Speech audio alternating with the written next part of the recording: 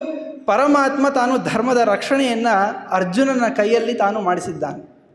ಹಾಗಾಗಿಯೇ ಅಂತಹ ಧರ್ಮದ ಸ್ಥಾಪನೆಗೋಸ್ಕರವಾಗಿ ಪರಮಾತ್ಮ ತಾನು ರಾಮನಾಗಿ ದಶರಥ ಮತ್ತು ಕೌಸಲ್ಯೆಯರನ್ನು ತಾನು ನಿಮಿತ್ತ ಮಾಡಿಕೊಂಡು ದೇವರು ಅವನು ಅವತಾರವನ್ನು ಮಾಡಬೇಕು. ಅದಕ್ಕಾಗಿಯೇ ದೇವರಿಗೆ ಅಜ ಅಂತ ಹೇಳ್ತಾರೆ. ನವಿದ್ಯತೆ ಜನ್ಮ, ದೇವರಿಗೆ ಜನ್ಮವೇ ಇಲ್ಲ.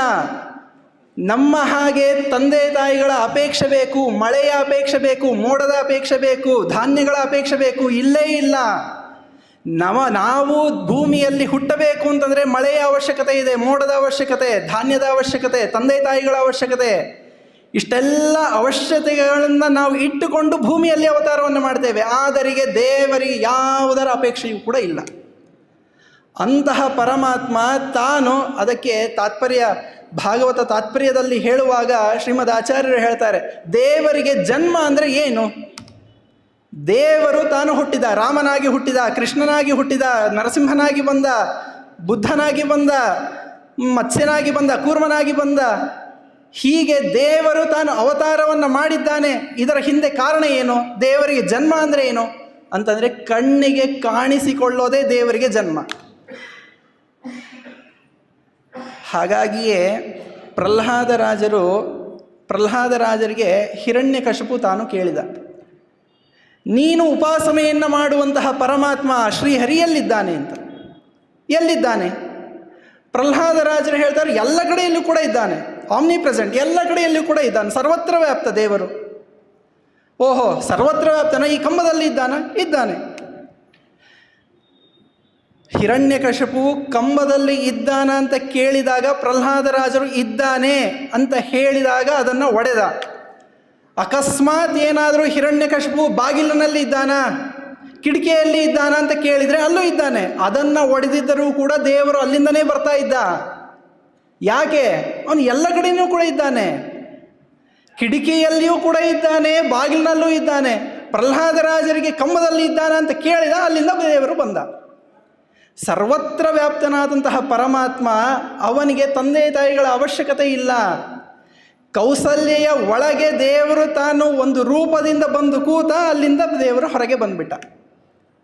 ಹಾಗಾಗಿಯೇ ಅಂತಹ ಧರ್ಮಮೂರ್ತಿಯಾದಂತಹ ಶ್ರೀರಾಮಚಂದ್ರ ಕೌಸಲ್ಯೆ ಮತ್ತು ದಶರಥರನ್ನು ಮುಂದೆ ಮಾಡಿಕೊಂಡು ಅವರಿಗೆ ಅನುಗ್ರಹವನ್ನು ಮಾಡಬೇಕು ಅಂಥೇಳಿ ಅವತಾರವನ್ನು ಮಾಡಿದ. ಏನು ಶ್ರೀರಾಮಚಂದ್ರನ ಅದ್ಭುತವಾದಂತಹ ಗುಣ ರಾಮಚರಿತ ಮಾನಸದಲ್ಲಿ ತುಳಸಿದಾಸರು ಹೇಳ್ತಾರೆ. ಹೇಗೆ ಅವನು ಅದ್ಭುತನಾದಂತಹ ಅಣ್ಣನಾದ ಅಂತ. ಹೇಗೆ ಅದ್ಭುತನಾದಂತಹ ಅಣ್ಣನಾದ? ಭರತನ ಮೇಲೆ ಎಷ್ಟು ಪ್ರೀತಿಯನ್ನು ಮಾಡ್ತಾ ಇದ್ದ ಶ್ರೀರಾಮಚಂದ್ರ. ರಾಮಚರಿತ ಮಾನಸದಲ್ಲಿ ತುಳಸಿದಾಸರು ಹೇಳ್ತಾರೆ, ಶ್ರೀರಾಮಚಂದ್ರ ಕಾಡಿಗೆ ಬಂದಾಗ ಆ ಕಾಡಿನ ವನದೇವತೆಗೆ ಶ್ರೀರಾಮಚಂದ್ರ ಆಜ್ಞೆಯನ್ನು ಮಾಡ್ತಾನೆ. ಏನು ಆಜ್ಞೆಯನ್ನು ಮಾಡಿದ ಅಂತಂದರೆ, ಈ ದಾರಿ ಏನಿದೆಯಲ್ಲ, ಈ ದಾರಿಯಲ್ಲಿ ಬಹಳ ಕಲ್ಲುಗಳಿದ್ದಾವೆ, ಮುಳ್ಳುಗಳಿದ್ದಾವೆ, ಅದೆಲ್ಲವನ್ನು ಕೂಡ ಒಂದು ಸೆಕೆಂಡಿನಲ್ಲಿ ಕ್ಲೀನ್ ಮಾಡಬೇಕು ನೀನು. ಆಗ ಆ ವನದೇವತೆ ಹಿಂದೆ ನೋಡ್ತಾಳಂತೆ. ಹಿಂದೆ ನೋಡಿದಾಗ ಸೀತಾದೇವಿ ಬರ್ತಾ ಇದ್ಲು. ಸೀತಾದೇವಿ ಬರುವಾಗ ಆ ವನದೇವತೆ ಶ್ರೀರಾಮಚಂದ್ರನಿಗೆ ಕೇಳ್ತಾಳಂತೆ, ಓಹೋ, ಹೆಂಡತಿ ಮೇಲೆ ಪ್ರೀತಿನಾ? ಹೆಂಡತಿ ಮೇಲೆ ಪ್ರೀತಿ ಇದೆ, ನಾನು ಕಲ್ಲು ಮುಳ್ಳುಗಳ ಮೇಲೆ ನಡೆದುಕೊಂಡು ಬಂದಿದ್ದೇನೆ, ಹಿಂದೆ ಸೀತಾದೇವಿಯು ಬರ್ತಾ ಇದ್ದಾಳೆ, ಅವಳಿಗೆ ಈ ಕಲ್ಲು ಮುಳ್ಳುಗಳು ನೋವನ್ನು ಮಾಡಬಾರ್ದು ಅಂತ ಕ್ಲೀನ್ ಮಾಡಿಸ್ಲಿಕ್ಕೆ ಹೇಳ್ತಿದ್ಯಾ? ಹೆಂಡತಿ ಮೇಲಿನ ಪ್ರೀತಿ ಇಲ್ಲ. ಯಾಕೆಂತಂದರೆ ಅವಳು ಅರ್ಧಾಂಗಿ, ಅವಳು ಅಂಗಿಯ ಅರ್ಧ ಇರ್ತಾಳೆ. ಹಾಗಾಗಿಯೇ ಜೇಬನ್ನು ಎಡಭಾಗದಲ್ಲಿ ಹಾಕಿರ್ತಾರೆ. ಶರ್ಟಿನ ಎಡಭಾಗದಲ್ಲಿ ಯಾಕೆ ಹಾಕಿರ್ತಾರೆ ಅಂತಂದರೆ ಅರ್ಧಾಂಗಿ ಅವಳು. ಹಾಗಾಗಿ ಅಂತಹ ಅರ್ಧಾಂಗಿ ಅವಳು. ನಾನು ಏನೇನು ಕಷ್ಟಗಳನ್ನು ಅನುಭವಿಸ್ತೇನೆ ಜೀವನದಲ್ಲಿ, ಅದೆಲ್ಲದ ಪಾಲು, ಅರ್ಧ ಪಾಲು ಅವಳದ್ದು. ಹಾಗಾಗಿ ಅವಳಿಗಾಗಿ ನಾನು ಹೇಳ್ತಾ ಇಲ್ಲ. ಹಿಂದೆ ನೋಡ್ತಾರೆ, ಓಹೋ, ಲಕ್ಷ್ಮಣನಿಗೋಸ್ಕರನಾ? ಲಕ್ಷ್ಮಣನಿಗೋಸ್ಕರನೂ ಅಲ್ಲ. ಯಾಕೆ ಲಕ್ಷ್ಮಣನಿಗೋಸ್ಕರ ಯಾಕಲ್ಲ ಅಂದರೆ, ಅವನು ಎಲ್ಲವನ್ನೂ ಕೂಡ ಬಿಟ್ಟು ಈ ಕಾಡಿನಲ್ಲಿ ಇರೋದಕ್ಕಾಗಿಯೇ ಬರ್ತಾ ಇದ್ದಾನೆ. ಕಾಡಿನಲ್ಲಿ ನಾನು ಅವನಿಗೆ ಟೈಲ್ಸನ್ನು ಹಾಕಿದೆ ಅಂತಂದರೆ ಇದು ಕಾಡು ಅಂತಲೇ ಅನಿಸೋದಿಲ್ಲ ಅವನಿಗೆ. ಹಾಗಾಗಿ ಅವನಿಗೋಸ್ಕರವಾಗಿ ಅಲ್ಲ, ಮತ್ತು ಇನ್ಯಾರಿಗೋಸ್ಕರವಾಗಿ? ಅಂದರೆ ಇಲ್ಲ, ನಾನು ಕಾಡಿಗೆ ಬಂದಿದ್ದೀನಲ್ಲ, ಈ ವಿಷಯ ನನ್ನ ತಮ್ಮ ಭರತನಿಗೆ ಗೊತ್ತಾಗಿದೆ, ಅವನು ಬರುವಾಗ ಅವನಿಗೆ ಇದೆಲ್ಲ ಚುಚ್ಚಬಾರ್ದು ಅಂಥೇಳಿ ನಾನು ಕ್ಲೀನ್ ಮಾಡಿಸ್ಲಿಕ್ಕೆ ಹೇಳ್ತಾ ಇದ್ದೀನಿ ಅಂತ. ಅಷ್ಟು ಭರತನ ಮೇಲೆ ಶ್ರೀರಾಮಚಂದ್ರನಿಗೆ ಪ್ರೀತಿ. ಸರಿ, ಅಣ್ಣ ಏನೋ ತಮ್ಮನ ಮೇಲೆ ಪ್ರೀತಿ ಮಾಡ್ತಾನೆ, ತಮ್ಮನಿಗೆ ಅಣ್ಣನ ಮೇಲೆ ಇತ್ತ. ಅದಕ್ಕೂ ತುಳಸಿದಾಸರು ಹೇಳ್ತಾರೆ, ಭರತ ಹೇಗಿದ್ದ ಅಂತ ಹೇಳ್ತಾರೆ. ಶ್ರೀರಾಮಚಂದ್ರ ತಾನು ಅಯೋಧ್ಯೆಯನ್ನು ಬಿಟ್ಟು ಕಾಡಿಗೆ ಯಾವಾಗ ಬಂದ, ಅವತ್ತಿನಿಂದ ಹಿಡಿದು ಭರತ ತಾನು ನಂದಿಗ್ರಾಮ ಅಂತ, ನೀವೆಲ್ಲ ಅಯೋಧ್ಯೆಗೆ ಹೋಗಿದಾಗ ಅಲ್ಲಿಂದ ಒಂದು 10 ಕಿಲೋಮೀಟ್ರ್ ವ್ಯಾಪ್ತಿಯಲ್ಲಿ ನಂದಿಗ್ರಾಮ ಬರುತ್ತೆ. ಆ ನಂದಿಗ್ರಾಮದಲ್ಲಿ ಭರತ ತಾನು ಇದ್ದ. ಆ ಭರತ ಹೇಗಿದ್ದ, ಅವನು ಶಪಥವನ್ನು ಮಾಡಿದ್ದ, ಅಣ್ಣ ಬರೋವರೆಗೂ ಕೂಡ ನಾನು ಅಯೋಧ್ಯೆಯನ್ನು ಪ್ರವೇಶವನ್ನು ಮಾಡೋದಿಲ್ಲ ಅಂತ. ಭರತ ಹೇಗಿದ್ದ ಅಂತಂದರೆ, ಅವನು ಸುರಂಗವನ್ನು ತೋಡಿಕೊಂಡಿದ್ದಂತೆ. ಸುರಂಗದ ಕೆಳಗೆ ತಾನು ಮಲ್ಕೋತಾ ಇದ್ದಂತೆ, ಭೂಮಿ ಮೇಲೆ ಅಲ್ಲ, ಸುರಂಗದ ಒಳಗೆ ಮಲ್ಕೋತಾ ಇದ್ದಂತೆ. ಯಾಕೆ ಅಂತಂದರೆ, ನನ್ನ ಅಣ್ಣ ನನ್ನ ಶ್ರೀರಾಮಚಂದ್ರ ಅವನು ಭೂಮಿ ಮೇಲೆ ಮಲ್ಕೋತಾನೆ, ನಾನೂ ಕೂಡ ಭೂಮಿ ಮೇಲೆ ಮಲ್ಕೊಂಡೆ ಅಂತಂದರೆ ಸಮಾನ ಆಸನ ಆಗಿಬಿಡತ್ತೆ. ಸಮಾನ ಆಸನದಲ್ಲಿ ನನ್ನ ಅಣ್ಣ ನಾನು ಇಬ್ಬರೂ ಕೂಡ ಮಲ್ಕೊಂಡ ಹಾಗೆ ಆಗತ್ತೆ. ಹಾಗಾಗಿ ಸಮಾನ ಆಸನದಲ್ಲಿ ಮಲ್ಕೊಳ್ಬಾರ್ದು, ಅದಕ್ಕೋಸ್ಕರವಾಗಿ ಗುಂಡಿಯನ್ನು ತೋಡಿ ಅಲ್ಲಿ ತಾನು ಮಲ್ಕೋತಾ ಇದ್ದಂತೆ. ಭರತ ತಾನು ಒಂದು ದೀಪವನ್ನು ಹಚ್ಚಿಟ್ಕೊಂಡಿದ್ದಂತೆ. ಭರತನ ಹೆಂಡತಿ ಅವಳು ರಾತ್ರಿ 12-1 ಗಂಟೆಯವರೆಗೂ ಕೂಡ ಅರಮನೆ ಮೇಲೆ ಓಡಾಡ್ತಾ ಇರ್ತಾಳಂತೆ. ಓಡಾಡುವಾಗ ಕೌಸಲ್ಯಾದೇವಿ ಬಂದು ಕೇಳ್ತಾಳಂತೆ, ಅಲ್ಲ ಯಾಕೆ ಇಷ್ಟೊತ್ತು ಯಾಕೆ ನೀನು ಓಡಾಡ್ತಾ ಇದ್ದಿ, ಬೇಗ ಊಟ ಆಗಿದೆ, ಬೇಗ ಮಲ್ಕೊಳ್ಬಾರ್ದ, ಮತ್ತು ಬೆಳಗ್ಗೆ ಬೇಗ ಹೇಳೋದಿದ್ದದ್ದೇ, ಯಾಕೆ ಇಷ್ಟ್ಯಾಕೆ ಮಾಡ್ತಾ ಇದ್ದಿ ಅಂತಂದಾಗ ಅವಳು ಕರೆದು ತೋರಿಸ್ತಾಳಂತ. ದೂರದಲ್ಲಿ ಭರತ ಒಂದು ಕುಟೀರವನ್ನು ಮಾಡಿಕೊಂಡಿದ್ದ. ಆ ಕುಟೀರದಲ್ಲಿ ಒಂದು ಸಣ್ಣದಂತಹ ದೀಪ, ಆ ದೀಪದ ಪ್ರಕಾಶ ಇವಳಿಗೆ ಅರಮನೆ ಮೇಲಿನಿಂದ ಕಾಣಿಸ್ತಾ ಇತ್ತಂತೆ. ಕಾಣಿಸುವಾಗ ಅವಳು ಹೇಳ್ತಾಳೆ, ನನ್ನ ಗಂಡ ಭರತ ಇನ್ನೂ ಮಲ್ಕೊಂಡಿಲ್ಲ. ಭರತ ಎಲ್ಲಿವರೆಗೂ ಮಲ್ಕೋತಾ ಇರಲಿಲ್ಲ ಅಂತಂದರೆ, ಆ ದೀಪ ಶಾಂತ ಆಗೋವರೆಗೂ ಮಲ್ಕೋತಾ ಇರಲಿಲ್ಲ ಅಂತ. ಯಾಕೆ ಅಂತಂದರೆ, ಆ ದೀಪ ಶ್ರೀರಾಮನ ಮುಂದೆ ಬೆಳಗ್ತಾ ಇದೆ. ಅದು ಬೆಳಗುವಾಗ ನಾನು ಯಾಕೆ ಮಲ್ಕೊಳ್ಬೇಕು ಅಂತ ಅವಂದು, ಭರತನಂದು. ಹಾಗಾಗಿಯೇ ಶ್ರೀರಾಮಚಂದ್ರನ ಅದ್ಭುತವಾದಂತಹ ಮಹಿಮೆ ಅದು. ಅವನ ಹೆಸರೇ ಆಗಿದೆ. ನಾನು ಜಾಸ್ತಿ ಹೊತ್ತು ಮಾತನಾಡೋದಿಲ್ಲ, ಮಹಾಸ್ವಾಮಿಗಳವರ ಅನುಗ್ರಹ ಸಂದೇಶ ಇದೆ. ಅಂತಹ ಶ್ರೀರಾಮಚಂದ್ರನ ಹೆಸರು ಏನು ಹೆಸರು? ಎಲ್ಲ ಕಪಿಗಳು ಕೂಡ ಲಂಕಾಪಟ್ಟಣಕ್ಕೆ ತಾವು ಬ್ರಿಡ್ಜನ್ನು ಕಟ್ಟಬೇಕು. ಆ ಸೇತುವೆಯನ್ನು ಕಟ್ಟುವಾಗ ಎಲ್ಲ ಕಪಿಗಳು ಕೂಡ ಕಲ್ಲಿನ ಮೇಲೆ ಶ್ರೀರಾಮ ಅಂತ ಹೆಸರನ್ನು ಬರೆದು ತಾವು ಆ ಸಮುದ್ರದಲ್ಲಿ ಹಾಕ್ತಾಯಿದ್ರು. ಹಾಕುವಾಗ ಆ ಎಲ್ಲ ಕಲ್ಲುಗಳು ಕೂಡ ತೇಲ್ತಾ ಇದ್ವಂತ. ತೇಲೋದನ್ನು ದೂರದಿಂದ ರಾವಣನ ಹೆಂಡತಿ ನೋಡ್ತಾಳೆ.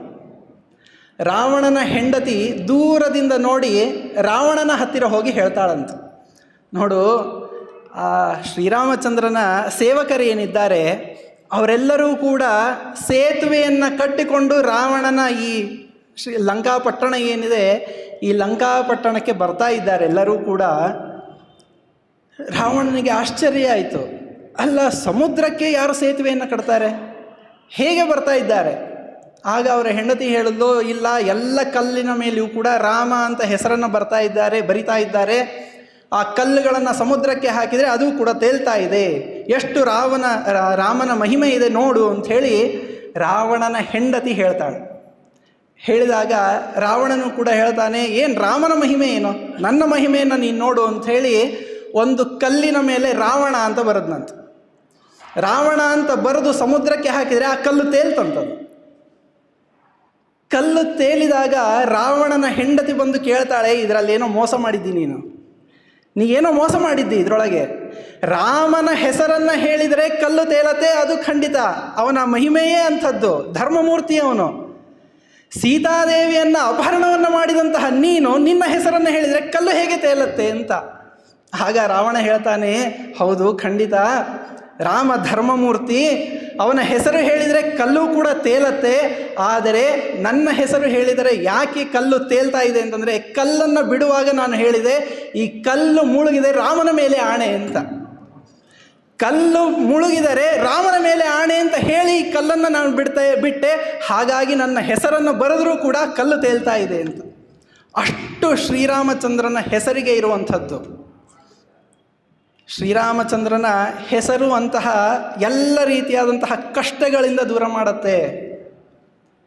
ಯಾವ ಅಪ್ಪನ ಹೆಸರನ್ನು ಹೇಳಿದರೂ ಕೂಡ ಪಿಶಾಚಿಗಳು ಓಡಿ ಹೋಗೋದಿಲ್ಲ, ದೆವ್ವಭೂತಗಳ ಓಡಿ ಹೋಗೋದಿಲ್ಲ, ಪಾಪಗಳ ಪರಿಹಾರ ಆಗೋದಿಲ್ಲ, ಅದ್ಭುತಗಳು ನಡೆಯೋದಿಲ್ಲ.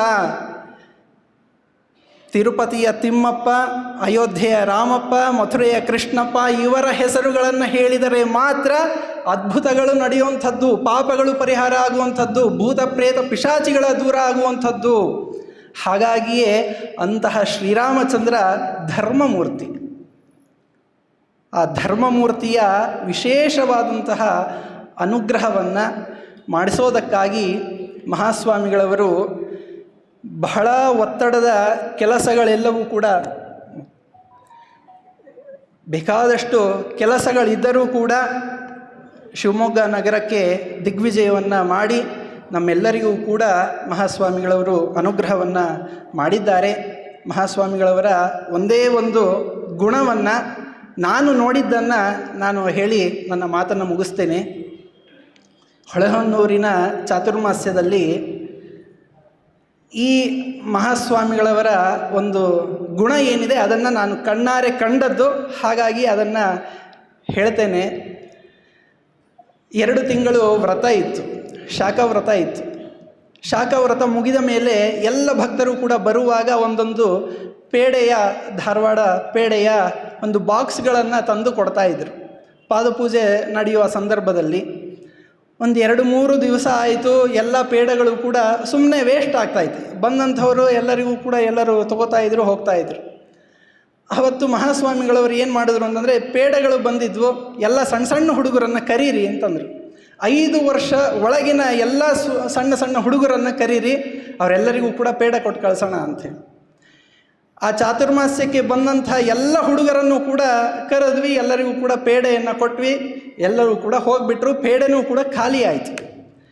ಖಾಲಿ ಆದ ಮೇಲೆ ನನ್ನ ಸ್ನೇಹಿತ, ಅವನ ಮಗ ಬಂದ. ಆ ಮಗು 2 ವರ್ಷ 3 ವರ್ಷದ ಮಗು, ಅದು ಬಂದು ಮಹಾಸ್ವಾಮಿಗಳವ್ರ ಮುಂದೆ ಹಿಂಗೆ ಎಡಗೈಯನ್ನು ಹಿಂಗೆ ಮೇಲ್ ಮಾಡ್ತು. ಆದರೆ ಮಹಾಸ್ವಾಮಿಗಳವರಿಗೆ ಕೊಡಲಿಕ್ಕೆ ಪೇಡ ಇಲ್ಲ, ಅಲ್ಲಿ ಪೇಡ ಇರಲಿಲ್ಲ. ಮಹಾಸ್ವಾಮಿಗಳವರು ಎಲ್ಲ ಕಡೆಯಲ್ಲೂ ಕೂಡ ನೋಡಿದ್ರು ಪೇಡ ಇಲ್ಲ. ಏನು ಮಾಡೋದು, ಸ್ವಾಮಿಗಳವರಿಗೆ ಇರುಸು ಮುರುಸು ಆಗ್ತಾಯಿದೆ ಪಾಪ.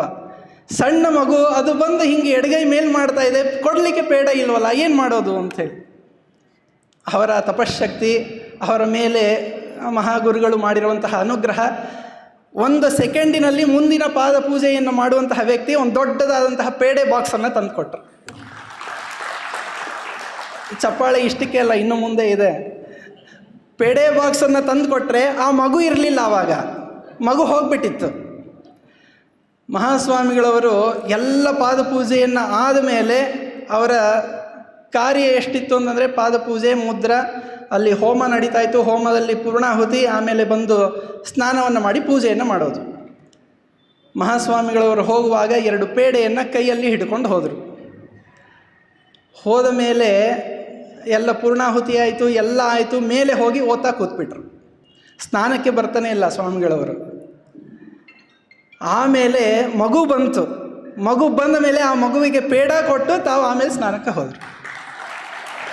ಇದು ಮಹಾಸ್ವಾಮಿಗಳವರಲ್ಲಿ ಇರುವಂತಹ ಆ ಏನು ನಿಷ್ಕಲ್ಮಶವಾದಂತಹ ಮನಸ್ಸು ಏನಿದೆ ಅದನ್ನು ನಾನು ಕಣ್ಣಾರೆ ನೋಡಿದೆ. ಹಾಗಾಗಿಯೇ ನಾನು ಇದನ್ನು ಹೇಳಿದ್ದೇನೆ. ಹಾಗಾಗಿ ಅಂತಹ ಮಹಾಸ್ವಾಮಿಗಳವರು ನಮ್ಮೆಲ್ಲರನ್ನ ಅನುಗ್ರಹ ಮಾಡೋದಕ್ಕೋಸ್ಕರವಾಗಿ ಈ 3 ದಿನಗಳ ಕಾಲ ರಾಮಾಯಣದ ಉಪನ್ಯಾಸವನ್ನು, ಶ್ರೀರಾಮಚಂದ್ರನ ಆದರ್ಶವನ್ನು ನಮ್ಮೆಲ್ಲರಿಗೂ ಕೂಡ ಉಣಬಡಿಸ್ತಾ ಇದ್ದಾರೆ. ಇದಕ್ಕೆ ಮುಖ್ಯ ಈ ಶ್ರೀಗಂಧ ಸಂಸ್ಥೆಯ ಅಧ್ಯಕ್ಷರಾದಂತಹ ನಮ್ಮ ಈಶ್ವರಪ್ಪನವರು. ಅವರಿಗೆ ನಾನು ಒಂದು ಲೆಟರನ್ನು ಬರೀತೇನೆ. ಆ ಲೆಟರಿಗೆ ನೀವೆಲ್ಲರೂ ಕೂಡ ಸಹಿಯನ್ನು ಹಾಕಬೇಕು. ಏನು ಸಹಿ, ಏನು ಲೆಟರಿನಲ್ಲಿ ಏನಿರುತ್ತೆ ಅಂತಂದರೆ 3 ದಿವಸ ಸಾಕಾಗೋದಿಲ್ಲ ನಮಗೆ. 3 ದಿವಸಗಳ ಕಾಲ ಮಹಾಸ್ವಾಮಿಗಳವರ ಉಪನ್ಯಾಸ ನಮಗೆ ಸಾಲೋದಿಲ್ಲ. ಕೊಟ್ಟರೆ 5 ದಿವಸ 7 ದಿವಸವೇ ನಮಗೆ ಉಪನ್ಯಾಸಕ್ಕೆ ಮಹಾಸ್ವಾಮಿಗಳವರು ಬರಬೇಕು ಅಂತ ಈ ಲೆಟರನ್ನು ಅವರಿಗೆ ಕೊಡೋದಿಲ್ಲ. ಇಲ್ಲಿ ಹೇಳ್ತಾ ಇದ್ದೀನಿ, ಅದಕ್ಕೆ ಎಲ್ಲರಿಗೂ ಕೂಡ ಸಹಿ ಆಗಬೇಕು ಅಂತಂದರೆ ಈ ಇಬ್ಬರು ಎಲ್ಲರೂ ಕೂಡ ಕೈಯನ್ನು ಮುಗಿದು ಮಹಾಸ್ವಾಮಿಗಳವರಿಗೆ ಪ್ರಾರ್ಥನೆಯನ್ನು ಮಾಡಿರಿ.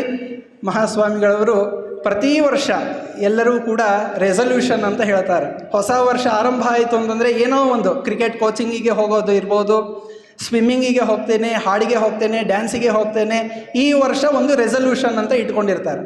ಈ ವರ್ಷದ ನಮಗೆ ರೆಸಲ್ಯೂಷನ್ ಏನು ಅಂತಂದರೆ ಶ್ರೀರಾಮಚಂದ್ರನ ಆದರ್ಶ ಗುಣಗಳು. ಈ ಶ್ರೀರಾಮಚಂದ್ರನ ಆದರ್ಶ ಗುಣ ನಿನ್ನೆ ಮಹಾಸ್ವಾಮಿಗಳವರು ಹೇಳಿದ ಹಾಗೆ ಅನಸೂಯಕಃ, ಈ ದೊಡ್ಡದಾದಂತಹ ಒಂದು ದೊಡ್ಡ ಗುಣ. ಈ ಗುಣವನ್ನು ನಾವೆಲ್ಲರೂ ಕೂಡ ಈ 1 ವರ್ಷಗಳ ಕಾಲ ನಾವು ಪಾಲನೆಯನ್ನು ಮಾಡಬೇಕು. ಇದೇ ಒಂದು ದೊಡ್ಡದಾದಂತಹ ರೆಸಲ್ಯೂಷನ್. ಮಹಾಸ್ವಾಮಿಗಳವರು ಸಂತರು, ಮಹಾಂತರು, ಇವರು ನಮಗೆ ಎಲ್ಲರಿಗೂ ಕೂಡ ಕೊಡ್ತಾ ಇರುವಂತಹ ಉಡುಗೊರೆ. ಭಾರತ ಭೂಮಿ ಇದು ಸಂತರ ಭೂಮಿ. ಸಂತರು ಉಡುಗೊರೆಯನ್ನು ಕೊಡ್ತಾರೆ. ಹಾಗಾಗಿಯೇ ಅದಕ್ಕೆ ನೀವು ಆಸ್ಟ್ರೇಲಿಯಾದಲ್ಲೆಲ್ಲ ನೋಡ್ಬೋದು, ಅಲ್ಲಿ ಬಾಕ್ಸಿಂಗ್ ಡೇ ಟೆಸ್ಟ್ ಅಂತ ಆಡ್ತಾರೆ. 26ನೇ ತಾರೀಕು, ಡಿಸೆಂಬರ್ 26ನೇ ತಾರೀಕು ಬಾಕ್ಸಿಂಗ್ ಡೇ ಟೆಸ್ಟ್ ಅಂತ ಆಡಿಸ್ತಾರೆ ಅವರು. ಯಾಕೆ ಅಂತಂದರೆ ಹಿಂದಿನ ದಿವಸ ಅವರಿಗೆ ಹಬ್ಬ ಆಗಿರುತ್ತೆ.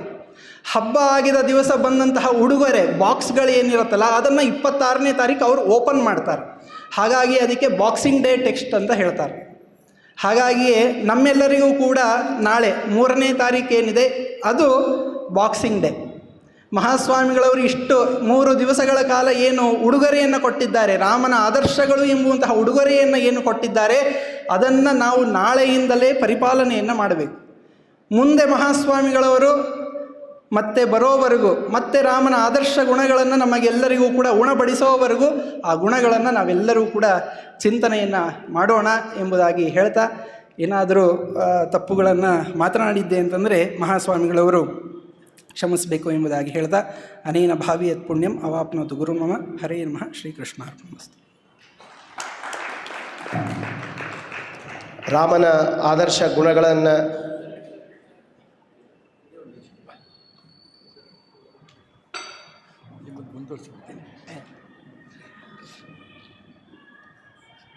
ಶ್ರೀಯುತ ರಘೋತ್ತಮಾಚಾರ್ಯವರು ಮಾತಾಡಿದ್ದು ನೀವೆಲ್ಲ ಕೇಳಿದ್ದೀರಿ, ಚಪ್ಪಾಳೆ ಕೂಡ ಹೊಡೆದ್ರಿ. ನಿನ್ನೆ ದಿನ ನಾವೆಲ್ಲ ಕೂತು ಚರ್ಚೆ ಮಾಡ್ತಾಯಿದ್ವಿ. ಪೂಜ್ಯ ಸ್ವಾಮಿಗಳ ಉಪನ್ಯಾಸವನ್ನು 3 ದಿನ ಕೇಳ್ತಾ ಇರೋಂಥ ನಾವೇ ಧನ್ಯರು ಅನ್ನೋದರಲ್ಲಿ ಯಾವ ಅನುಮಾನ ಕೂಡ ನಮಗಿಲ್ಲ. ಆದರೆ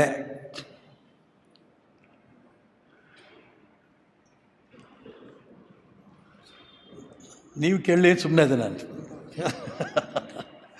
ಆದರೆ ನಿನ್ನೆ ನಾವೆಲ್ಲ ಚರ್ಚೆ ಮಾಡಿದ ಪ್ರಕಾರ ನೀವು ನನಗೆ ಪತ್ರ ಬರೆದು ನಾನು ಅವರಿಗೆ ಹೋಗಿ ಹೇಳಿ ಏನು ಮಾಡೋದಕ್ಕಿಂತನೂ ನಾವೆಲ್ಲ ಸೇರಿ ಒಂದೇ ಧ್ವನಿಯಲ್ಲಿ ಹೇಳ್ತಾ ಇದ್ದೀವಿ, ಭಾಗವತ ಸಪ್ತಾಹ 1 ವಾರ ನೀವು ಕೊಡಲೇಬೇಕು.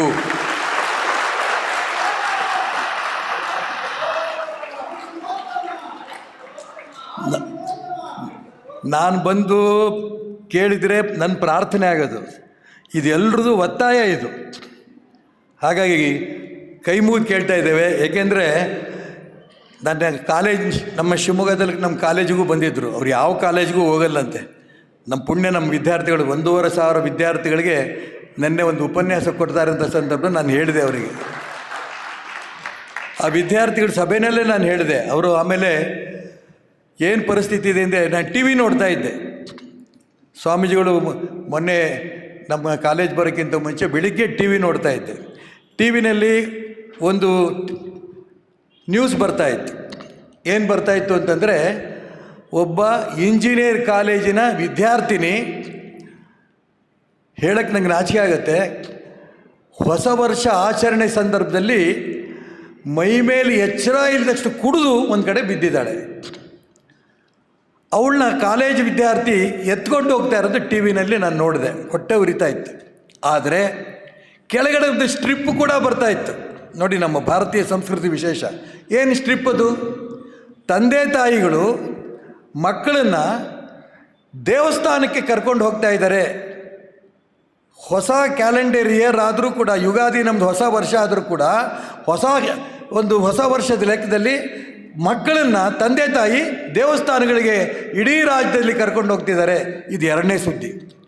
ಅದೇ ಸಂದರ್ಭದಲ್ಲಿ ಪೂಜ್ಯ ಸ್ವಾಮೀಜಿಗಳು ಉಪನ್ಯಾಸ ಕೊಟ್ಟಿದ್ದನ್ನು ಆ ಮಕ್ಕಳು ಆ್ಯಕ್ಚುಲಿ ಆ್ಯನ್ಯುವಲ್ ಡೇ ನಿನ್ನೆ. ಆದರೆ ಸ್ವಾಮೀಜಿಗಳ ಮಾತನ್ನು ಕೇಳಿದ ನಂತರ ನನ್ನ ಮೊಮ್ಮಗನೂ ಕೂಡ ಕಾಲೇಜಲ್ಲಿದ್ದ. ಅವನು ಹೇಳ್ತಾನೆ, ನಮ್ಮ ಇಡೀ ಕಾಲೇಜಿನ ವಿದ್ಯಾರ್ಥಿಗಳು ಧನ್ಯರು ಅನ್ನೋಂಥ ಭಾವನೆ ನೆನ್ನೆ ಬಂದಿದೆ ಅಂತ. ಅದಕ್ಕೋಸ್ಕರ ನಾನು ಸ್ವಾಮೀಜಿಗಳಿಗೆ ಒತ್ತಾಯಪೂರ್ವಕವಾಗಿ ಪ್ರಾರ್ಥನೆ ಮಾಡ್ತೇನೆ, ದಯವಿಟ್ಟು ಭಾಗವತ ಸಪ್ತಾಹ ಒಂದು ವಾರ. ಯಾಕಂದರೆ ಈ ವರ್ಷ 2 ವರ್ಷ ನಮಗೆ ಕೆಲಸ ಮಾಡಿಬಿಟ್ಟಿದ್ದೀರಿ. 31ನೇ ತಾರೀಕು ಹೋದ ವರ್ಷ, ಈ ವರ್ಷದಲ್ಲಿ 2 ದಿನ, ಅಂದರೆ 2 ವರ್ಷ ನಮಗೆ ನೀವು ಉಪನ್ಯಾಸ ಮಾಡಿ ನಮಗೆಲ್ಲರೂ ಕೂಡ ಒಂದು ಸರಿಯಾದ ಮಾರ್ಗದರ್ಶನ ಮಾಡ್ತಾಯಿದ್ದೀರಿ. ಯಾವುದು ಒಂದು ವಾರ ಭಾಗವತ ಸಪ್ತಾಹ ನೀವು ಮಾಡ್ತೀರಿ ಅಂತ ನೀವು ತಿಳಿಸಿದ್ರೆ ಅದ್ರ ತಕ್ಕಂತೆ ನಾವೆಲ್ಲ ವ್ಯವಸ್ಥೆ ಮಾಡ್ಕೊತೀವಿ. ದಯವಿಟ್ಟು ನಿಮ್ಮ ಶಿಷ್ಯಂದ್ರ ಮುಖಾಂತರ ತಾವು ನಮಗೆ ಅನುಗ್ರಹ ಮಾಡಬೇಕು ಅಂತೇಳಿ ಎಲ್ಲರ ಪರವಾಗಿ ಮತ್ತೊಮ್ಮೆ ನಾನು ಪ್ರಾರ್ಥನೆ ಮಾಡ್ತಿದ್ದೀನಿ. ನೋಡಿ ಎಷ್ಟು ದೊಡ್ಡದಾಗಿ ಚಪ್ಪಾಳೆ ಹೊಡಿತಾರೆ ಎಲ್ಲರೂ. ಒಪ್ಪಿಗೆ ಕೊಟ್ಟಿದ್ದಾರೆ, ನಿಲ್ಲಿಸಿ ಸಾಕು.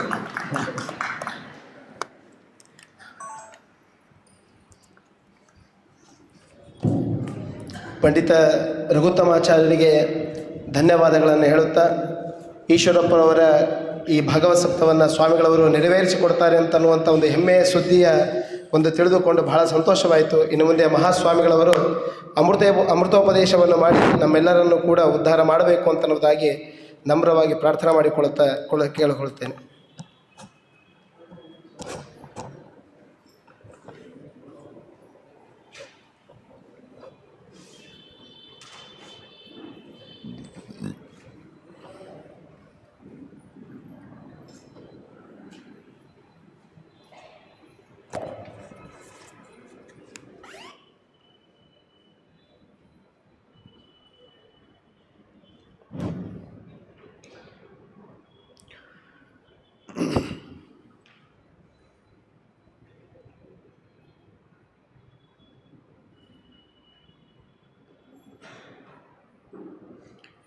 ಶ್ರೀ ಗುರುಭ್ಯೋ ನಮಃ.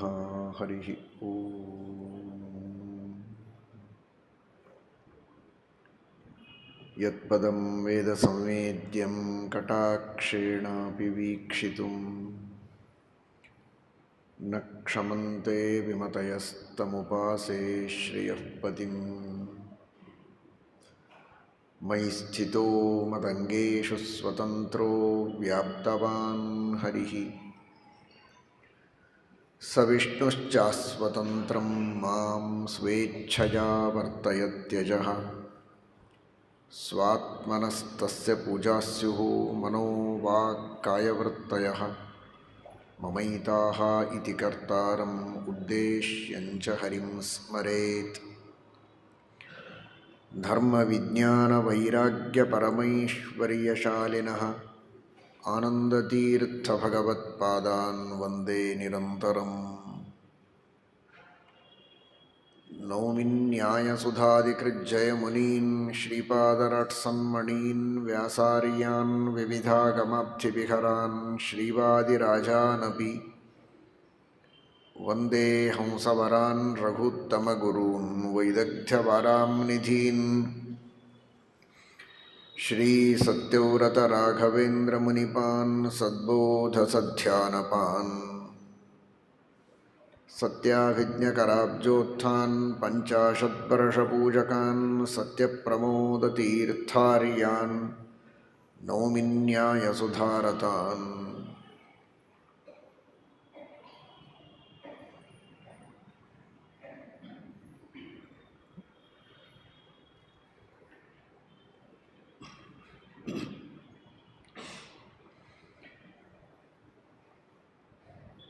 ಶ್ರೀರಾಮಚಂದ್ರನ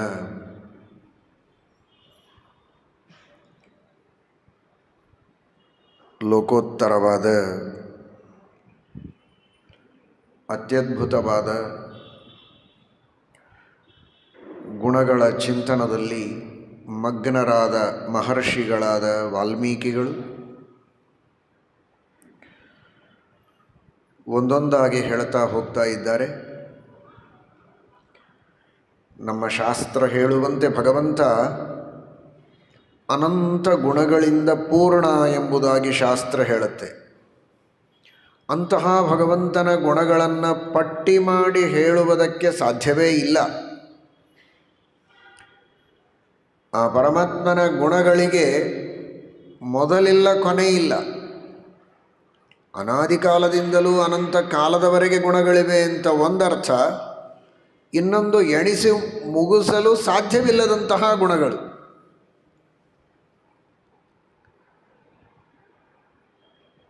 ಕವಿ ಒಂದು ಕಡೆಗೆ ಹೇಳುವ ಮಾತು, ವಿದ್ಯಾದೇವತೆ, ಸರ್ವಜ್ಞಳಾದ ವಿದ್ಯಾದೇವತೆಯಾದ ಸರಸ್ವತಿ ಸಮುದ್ರವನ್ನೇ ಸಂಪೂರ್ಣವಾಗಿ ಮಸಿ ಶಾಯಿ ಮಾಡಿಕೊಂಡು, ಮೇರು ಪರ್ವತವನ್ನೇ ಲೆಕ್ಕಣಿಕೆ ಮಾಡಿಕೊಂಡು, ಇನ್ಫಿನಿಟ್ ಆದ ಸ್ಪೇಸ್, ಅವ್ಯಾಕೃತ ಆಕಾಶ ಅಂತ ಸಂಸ್ಕೃತದಲ್ಲಿ ಹೇಳ್ತೇವೆ, ಸ್ಪೇಸ್, ಸಮಗ್ರವಾದ ಸ್ಪೇಸನ್ನೇ ಪೇಪರಾಗಿ ಮಾಡಿಕೊಂಡು ಬರೆದರೂ ಭಗವಂತನ ಗುಣಗಳನ್ನು ಮುಗಿಸಲಿಕ್ಕೆ ಸಾಧ್ಯ ಇಲ್ಲ ಅಂತ. ಅದರ ತಾತ್ಪರ್ಯ, ಭಗವಂತನ ಗುಣಗಳನ್ನು ಯಾರು ಎಣಿಸಬಹುದು? ಮಹಾಲಕ್ಷ್ಮೀ ದೇವಿ, ಪರಮಾತ್ಮನ ಪಟ್ಟದ ಅರಸಿ, ನಿತ್ಯ ಮುಕ್ತಳು, ಸರ್ವಜ್ಞಳು, ಅವಳಿಗೂ ಎಣಿಸಲಿಕ್ಕಾಗಿಲ್ಲ ಅಂದರೆ ಇನ್ಯಾರು ಎಣಿಸುವುದಕ್ಕೆ ಸಾಧ್ಯ ಅಂತ ಶಾಸ್ತ್ರ ಹೇಳುತ್ತೆ. ನ ರಮಾಪಿ ಪದಾಂಗುಲೀಲ ಸನ್ನ ಕಧೂರಾಜದ ಅನಂತ ಸದ್ಗುಣಾನ್. ನಾರಾಯಣ ಪಂಡಿತಾಚಾರ್ಯರು ಹೇಳ್ತಾರೆ, ಪರಮಾತ್ಮನ ಪಾದದ ಧೂಳಿಯಲ್ಲಿರುವ ಗುಣಗಳನ್ನು ಎಣಿಸಲಿಕ್ಕೆ ಸಾಧ್ಯವಾಗಿಲ್ಲ ಮಹಾಲಕ್ಷ್ಮಿಗೆ ಅಂತ. ಹಾಗಿರುವಾಗ ವಾಲ್ಮೀಕಿ ಮಹರ್ಷಿಗಳು ಆರಿಸಿ ಕೆಲವು ಗುಣಗಳನ್ನು ಇಲ್ಲಿ ಹೇಳಿದ್ದರ ಉದ್ದೇಶವೇ, ಯಾವ ಗುಣಗಳನ್ನು ಪ್ರಾಯ ಎಲ್ಲವನ್ನೂ ಅಲ್ಲದಿದ್ದರೂ ಕೆಲವನ್ನಾದರೂ ನಾವು ಅಳವಡಿಸಿಕೊಳ್ಳುವ ಪ್ರಯತ್ನ ಮಾಡಬೇಕು. ಅವನಲ್ಲಿ ಅನಂತ ಇದ್ದರೆ ಒಂದು ಪರಮಾಣುವಿನಷ್ಟಾದರೂ ಆ ಗುಣವನ್ನು ನಮ್ಮ ಜೀವನದಲ್ಲಿ ನಾವು ಅಳವಡಿಸಿಕೊಳ್ಳುವ ಪ್ರಯತ್ನ ಮಾಡಬೇಕು ಅನ್ನುವುದನ್ನು ತೋರಿಸಿಕೊಡ್ತಾರೆ. ಮಹರ್ಷಿಗಳಂತಾರೆ, ಕಥಂಚಿದುಪಕಾರೇಣ ಕೃತೇನೈಕೇನ ತುಷ್ಯತಿ ನ ಸ್ಮರತ್ಯಪಕಾರಾಣಾಂ ಶತಮಪ್ಯಾತ್ಮವತ್ತಯ. ಶ್ರೀರಾಮಚಂದ್ರ ಅನೇಕ ಜನ ಅನೇಕ ತರಹದ ಉಪಕಾರಗಳನ್ನು ಮಾಡಿರ್ತಾ ಇದ್ದಾರೆ, ಸೇವೆಯನ್ನು ಮಾಡಿರ್ತಾರೆ. ದೊಡ್ಡ ರಾಜ, ದೇವರು ಅಂತ ಸರಿ, ರಾಜ ಅಂತ ನೋಡಿದಾಗಲೂ ಚಕ್ರವರ್ತಿ, ದೊಡ್ಡ ರಾಜ, ಕೋಟಿ ಕೋಟಿ ಜನ ಪ್ರಜೆಗಳು, ದಾಸರು, ದಾಸಾನುದಾಸರೆಲ್ಲ ಇದ್ದಾಗ ಯಾರೋ ಮಾಡಿದಂತಹ ಒಂದು ಸಣ್ಣ ಉಪಕಾರ, ಸಣ್ಣ ಸೇವೆಯನ್ನು ನೆನಪಿನಲ್ಲಿ ಇಟ್ಟುಕೊಂಡು ಅದಕ್ಕೆ ಸರಿಯಾಗಿ ಅವನಿಗೆ ಪ್ರತಿಫಲವನ್ನು ಕೊಡೋದು ಅಂದರೆ ಬಹಳ ಕಷ್ಟದ ಮಾತು. ಆದರೆ ಶ್ರೀರಾಮಚಂದ್ರ ಹಾಗಿರಲಿಲ್ಲ. ಕಥಂಚಿದುಪಕಾರೇಣ ಕೃತೇನ ಏಕೇನ ತುಷ್ಯತಿ. ಇವತ್ತಿನ ಮಾನವರ ಪ್ರವೃತ್ತಿಗೂ ಶ್ರೀರಾಮಚಂದ್ರನ ಒಂದು ರೀತಿಗೂ ಎಷ್ಟು ಅಂತರ ಇದೆ ಅಂತ ನೋಡಿ. ಇವತ್ತಿನ ಪ್ರವೃತ್ತಿ ಹೇಗೆ ಅಂದರೆ, ನೂರಾರು ಉಪಕಾರಗಳನ್ನು ಮಾಡಿದ್ದರೂ ಕೂಡ ಒಂದೇ ಒಂದು ಅಪಕಾರವನ್ನೇನಾದರೂ ಮಾಡಿದರೆ, ಜಗಳ ಮಾಡಿದರೆ, ಮನಸ್ಸಿಗೆ ವಿರುದ್ಧವಾಗಿ ಒಬ್ಬ ವ್ಯಕ್ತಿ ವರ್ತನೆ ಮಾಡಿದರೆ, ನೂರಾರು ಉಪಕಾರಗಳನ್ನು ಮರೆತು ಆ ಮಾಡಿದ ಅಪಕಾರ ಒಂದನ್ನೇ ತಲೆಯಲ್ಲಿಟ್ಟುಕೊಂಡು ದೂರ ಮಾಡುವ, ಜಗಳ ಮಾಡುವ ಪ್ರವೃತ್ತಿ ಮಾನವರಲ್ಲಿದೆ. ಶ್ರೀರಾಮಚಂದ್ರ ಅದಕ್ಕೆ ವಿಪರೀತವಾಗಿದ್ದ. ಶತಮಪ್ಯಪಕಾರಾಣಾಂ ನಸ್ಮರತ್ಯಪಕಾರಾಣಾಂ ಶತಮಪ್ಯಾತ್ಮವತ್ತಯ. ನೂರಾರು ಅಪಕಾರಗಳನ್ನು ಮಾಡಿದ್ದರೂ ಕೂಡ ಅದನ್ನು ಕ್ಷಮೆ ಮಾಡ್ತಾ ಇದ್ದ. ಒಂದೇ ಒಂದು ಉಪಕಾರ ಇದ್ದರೂ ಅದನ್ನು ಬಹಳ ದೊಡ್ಡದನ್ನಾಗಿ ಮಾಡಿ ಸ್ವೀಕಾರ ಮಾಡ್ತಾ ಇದ್ದ ಅಂತ. ಇದು ಶ್ರೀರಾಮಚಂದ್ರನ ಔದಾರ್ಯ ಅಂತ. ವ್ಯಾಖ್ಯಾನದಲ್ಲಿ ತಿಳಿಸ್ತಾರೆ, ಶತಂ ಸಹಸ್ರಂ ಅಯುತಂ ಸರ್ವಂ ಆನಂತ್ಯವಾಚಕಂ. ಇಲ್ಲಿ ಶತ ಅಂತ ವಾಲ್ಮೀಕಿ ಮಹರ್ಷಿಗಳು ಪ್ರಯೋಗ ಮಾಡಿದರೆ ಶತ ಅಂದರೆ 100 ಅಂತ ಅರ್ಥ ಅಲ್ಲ, ಅನಂತ ಎಂಬುದಾಗಿ ಅರ್ಥವನ್ನು ತಿಳಿಯಬೇಕು ಅಂತ ಗೋವಿಂದರಾಜಿಯ ವ್ಯಾಖ್ಯಾನದಲ್ಲಿ ತಿಳಿಸ್ತಾರೆ. ಶತಂ ಸಹಸ್ರಂ ಅಯುತಂ ಸರ್ವಂ ಅನಂತ್ಯವಾಚಕಂ. ಶ್ರೀಮದ್ ಆನಂದತೀರ್ಥ ಭಗವತ್ಪಾದಾಚಾರ್ಯರು ಕೂಡ ತಮ್ಮ ಗ್ರಂಥಗಳಲ್ಲಿ ಈ ಎಲ್ಲ ಶಬ್ದಗಳಿಗೆ ಅನಂತ ಎಂಬ ಅರ್ಥ ಇದೆ ಅಂತ ಹೇಳಿದ್ದಾರೆ. ಸಹಸ್ರ ಶೀರ್ಷ ಪುರುಷ, ದೇವರಿಗೆ 1000 ತಲೆ ಇದೆ, ಕಣ್ಣು 2000 ಇರಬೇಕಲ್ವಾ. ಸಹಸ್ರಾಕ್ಷ 1000 ಕಣ್ಣು, 1000 ತಲೆಗೆ 1000 ಕಣ್ಣು ಹೇಗೆ? ತಲೆ 1000 ಆದರೆ ಕಣ್ಣು 2000 ಆಗಬೇಕಲ್ಲ. ಅದಕ್ಕೆ ಸ್ಪಷ್ಟವಾಗಿ ಹೇಳ್ತಾರೆ ಶಾಸ್ತ್ರದಲ್ಲಿ, ಅಲ್ಲಿ ಸಹಸ್ರ ಶಬ್ದಕ್ಕೆ 1000 ಅಂತ ಅರ್ಥ ತಿಳಿದದ್ದೇ ತಪ್ಪು. ಸಹಸ್ರ ಅಂದರೆ ಅನಂತ. ಹಾಗಾಗಿ ಅನಂತ ತಲೆಗಳು, ಅನಂತ ಕಣ್ಣು, ಅನಂತ ಕೈ, ಅನಂತ ಕಾಲುಗಳು ಅಂತೆ ಅರ್ಥ ಅದಕ್ಕೆ. ಆ ಮಾತನ್ನು ರಾಮಾಯಣ ವ್ಯಾಖ್ಯಾನದಲ್ಲಿಯೂ ನಾವು ಕಾಣುತ್ತೇವೆ. ಅನಂತ ಅಪಕಾರಗಳನ್ನು, ಅಪರಾಧಗಳನ್ನು ಮಾಡಿದರೂ ಅದನ್ನು ಕ್ಷಮಿಸಿ ಒಂದು ಸಣ್ಣ ಸೇವೆಯನ್ನು ಮಾಡಿದ್ದರೂ ಅದನ್ನು ದೊಡ್ಡದನ್ನಾಗಿ ಮಾಡಿ ದೇವರು ಸ್ವೀಕಾರ ಮಾಡ್ತಾನೆ ಅಂತ ದಾಸರು ಹೇಳುತ್ತಾರೆ. ಅನಂತ ಅಪರಾಧಗಳು ಎನ್ನಲ್ಲಿ ಇರಲಾಗಿ ಭಿನ್ನಹಕ್ಕೆ ಬಾಯಿಲ್ಲವಯ್ಯ, ಕ್ಷಣಕನಂತ ಅಪರಾಧ ಮಾಡುತ್ತೇನೆ ಅಂತಂತಾರೆ ಮತ್ತೊಂದು ಕಡೆಗೆ. ಆದರೂ ದೇವರು ನಮ್ಮನ್ನು ಕ್ಷಮೆ ಮಾಡಿ ನಾವು ಮಾಡಿದ ಸೇವೆಯನ್ನು ಇವತ್ತು ಸ್ವೀಕಾರ ಮಾಡ್ತಾನೆ ಅಂದರೆ ಅದೆಷ್ಟು ದೇವರ ದೊಡ್ಡದಾದ ಕಾರುಣ್ಯ. ನಾವೆಲ್ಲರೂ ಮಾಡಬೇಕಾದ ಕರ್ತವ್ಯ ಕರ್ಮಗಳು ಏನು ಅಂತ ವೇದಗಳಿಂದ ಶಾಸ್ತ್ರಗಳಿಂದ ಓದಿ ನಾವು ಇನ್ನೂ ತಿಳಿದೇ ಇಲ್ಲ, ಮಾಡೋದು ಬಹಳ ದೂರ ಉಳಿತು. ಒಬ್ಬ ವ್ಯಕ್ತಿ ಒಂದು ಕಂಪನಿಯಲ್ಲಿ ಆಫೀಸಿನೊಳಗೆ ಜಾಯಿನ್ ಆಗ್ತಾ ಇದ್ದಾನೆ ಅಂದರೆ ಏನು ಅಸೈನ್ಮೆಂಟು, ಏನು ಕೆಲಸ, ಏನು ಮಾಡಬೇಕವನು ಅನ್ನೋದನ್ನು ಮೊದಲು ತಿಳ್ಕೋಬೇಕು. ಕರೆಕ್ಟಾಗಿ ಅದಕ್ಕೆ ತಕ್ಕ ಹಾಗೆ ಮಾಡಬೇಕು. ಒಂದೊಂದು ದಿವಸ ಏನೋ ತಪ್ಪೋದು ಮಾತು ಬೇರೆ. ಪ್ರಾಯ ನಿತ್ಯದಲ್ಲಿಯೂ ತನ್ನ ಕರ್ತವ್ಯ ಏನು ಅಂತ ತಿಳಿದು ಅದಕ್ಕೆ ಸರಿಯಾಗಿ ಮಾಡಬೇಕು. ಸೇರಿಕೊಂಡು ಎಷ್ಟೋ ವರ್ಷಗಳಾಯಿತು, ಸಂಬಳ ತಗೊಳ್ತಾ ಇದ್ದಾನೆ, ಆದರೆ ಇನ್ನೂ ಏನು ನನ್ನ ಕೆಲಸ ಅಂತೆ ಸರಿಯಾಗಿ ಗೊತ್ತಿಲ್ಲ. ಅಂದರೆ ಎಂತಹ ಅನ್ಯಾಯ ಅದು, ವಂಚನೆ ಅದು. ಗೊತ್ತೇ ಇಲ್ಲ ಅಂದಮೇಲೆ ಮಾಡೋದಂತೂ ದೂರ ಉಳೀತು. ಏನೋ ತಲೆಗೆ ಬಂದದ್ದನ್ನು ಮಾಡ್ತಾ ಇದ್ದಾನಷ್ಟೇ. ಇದ್ದಾನೆ ಆಫೀಸಲ್ಲಿ, ಕೆಲಸ ಮಾಡ್ತಾನೆ, ಏನೋ ಕೆಲಸ ಮಾಡ್ತಾನೆ, ತನಗೇನು ಕೆಲಸ ಹೇಳಿದ್ದಾರೆ ಅನ್ನೋದೇ ಗೊತ್ತಿಲ್ಲ. ಹಾಗಿದ್ದರೆ ಅದು ವಂಚನೆ ಆಗುತ್ತೆ, ಅದು ಅಪರಾಧ ಆಗ್ತದೆ. ನಮ್ಮ ಪರಿಸ್ಥಿತಿ ಹಾಗಿದೆ. ಇವತ್ತಿನ ಮಾನವ ತನಗೆ ಏನು ಕರ್ತವ್ಯ ಕರ್ಮ ಅಂತ ಶಾಸ್ತ್ರ ಹೇಳಿದೆ ಅಂತ ತಿಳಿದುಕೊಂಡೇ ಇಲ್ಲ. ಶಾಸ್ತ್ರ ಓದೋದಕ್ಕೆ ತಯಾರಿಲ್ಲ, ಕೇಳೋದಕ್ಕೆ ತಯಾರಿಲ್ಲ. ಅಂದಮೇಲೆ ಈ ಜಗತ್ತಿನೊಳಗೆ ಇದು ದೇವರ ಮನೆ. ಇದು ದೇವರು ನಮಗೆಲ್ಲ ಮಾಡಿದಂತಹ ಒಂದು ದೊಡ್ಡದಾದ ಆಫೀಸ್ ಇದ್ದ ಹಾಗೆ ನಮ್ಮ ಕರ್ತವ್ಯ ಕರ್ಮಗಳನ್ನು ಇಲ್ಲಿ ನಾವು ಚೆನ್ನಾಗಿ ಮಾಡಬೇಕು. ಮಾಡಿ ದೇವರಿಗೆ ಅದನ್ನು ರಿಪೋರ್ಟ್ ಮಾಡಬೇಕು, ದೇವರಿಂದ ಫಲ ಪಡೆಯಬೇಕು. ಆದರೆ ಏನು ಕರ್ತವ್ಯ ಕರ್ಮಗಳನ್ನು ದೇವರು ಹೇಳಿದ್ದಾನೆ ಅಂತೆ ತಿಳಿಯದೆ ಮನಸ್ಸಿಗೆ ಬಂದಂತೆ ನಾವು ವರ್ತನೆ ಮಾಡ್ತೇವೆ ಅಂದರೆ ಎಷ್ಟು ಅಪರಾಧಗಳಾಗತ್ತೆ ಅಂತ ಲೆಕ್ಕ ಮಾಡಿ. ಎಷ್ಟೋ ನಿಷೇಧಗಳನ್ನು ದೇವರು ಮಾಡಿದ್ದಾನೆ ಶಾಸ್ತ್ರದಲ್ಲಿ. ನೀವು ಹೀಗೆ ಮಾಡಬಾರದು ಅಂತ. ಸುಳ್ಳು ಮಾತನಾಡಬಾರದು, ಇನ್ನೊಬ್ಬರಿಗೆ ಕೆಟ್ಟದ್ದನ್ನು ಮನಸ್ಸಿನಲ್ಲಿಯೂ ಚಿಂತನೆ ಮಾಡಬಾರದು, ಮೋಸ ಮಾಡಬಾರದು, ಅಸೂಯೆ ಮಾಡಬಾರದು. ಹೀಗೆ ಅನೇಕ ವಿಷಯಗಳನ್ನು ಶಾಸ್ತ್ರದಲ್ಲಿ ಹೇಳಿದ್ದಾರೆ. ಯಾವುದನ್ನು ತಿನ್ನಬೇಕು, ಯಾವುದನ್ನು ತಿನ್ನಬಾರದು, ಯಾವುದನ್ನು ನೋಡಬೇಕು, ಯಾವುದನ್ನು ನೋಡಬಾರದು, ಎಲ್ಲಿ ಹೋಗಬೇಕು, ಎಲ್ಲಿ ಹೋಗಬಾರದು, ಎಂಥವರ ಸಹವಾಸ ಮಾಡಬೇಕು, ಎಂಥವರ ಸಹವಾಸ ಮಾಡಬಾರದು. ಇಂತಹ ಒಂದಲ್ಲ ಎರಡಲ್ಲ ಅನೇಕ ವಿಷಯಗಳನ್ನು ಶಾಸ್ತ್ರದಲ್ಲೇ ಹೇಳಿದ್ದಾರೆ. ಆದರೆ ಅದು ಯಾವುದನ್ನು ನಾವು ತಲೆ ಕೆಡಿಸಿಕೊಳ್ಳೋದೇ ಇಲ್ಲ. ನಮಗೇನು ಬೇಕೋ ಅದನ್ನು ಮಾಡ್ತಾ ಹೋದರೆ, ಮಾಡಬೇಡ ಅಂತ ಹೇಳಿದ್ದನ್ನೆಲ್ಲ ಮಾಡಿ, ಮಾಡು ಅಂತ ಹೇಳಿದ್ದನ್ನೆಲ್ಲ ಬಿಟ್ಟರೆ ಅದೆಂತಹ ಧರ್ಮನಿಷ್ಠೆ ನಮ್ಮದು, ಕರ್ತವ್ಯನಿಷ್ಠೆ.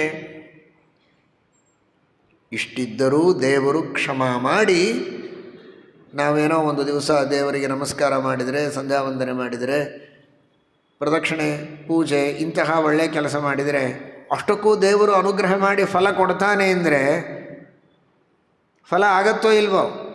ದೇವಸ್ಥಾನಗಳಿಗೆ ಹೋಗಿ ಬೇರೆ ಬೇರೆ ಮಂದಿರಗಳಿಗೆ ಹೋಗಿ ನಮಸ್ಕಾರ, ಸೇವೆ, ಶುಶ್ರೂಷೆ ಮಾಡಿ ಮನಸ್ಸಿನಲ್ಲಿರುವ ಕಾಮನೆಗಳನ್ನು ಪೂರ್ಣ ಮಾಡಿಕೊಳ್ತಾರೆ ಭಕ್ತರು.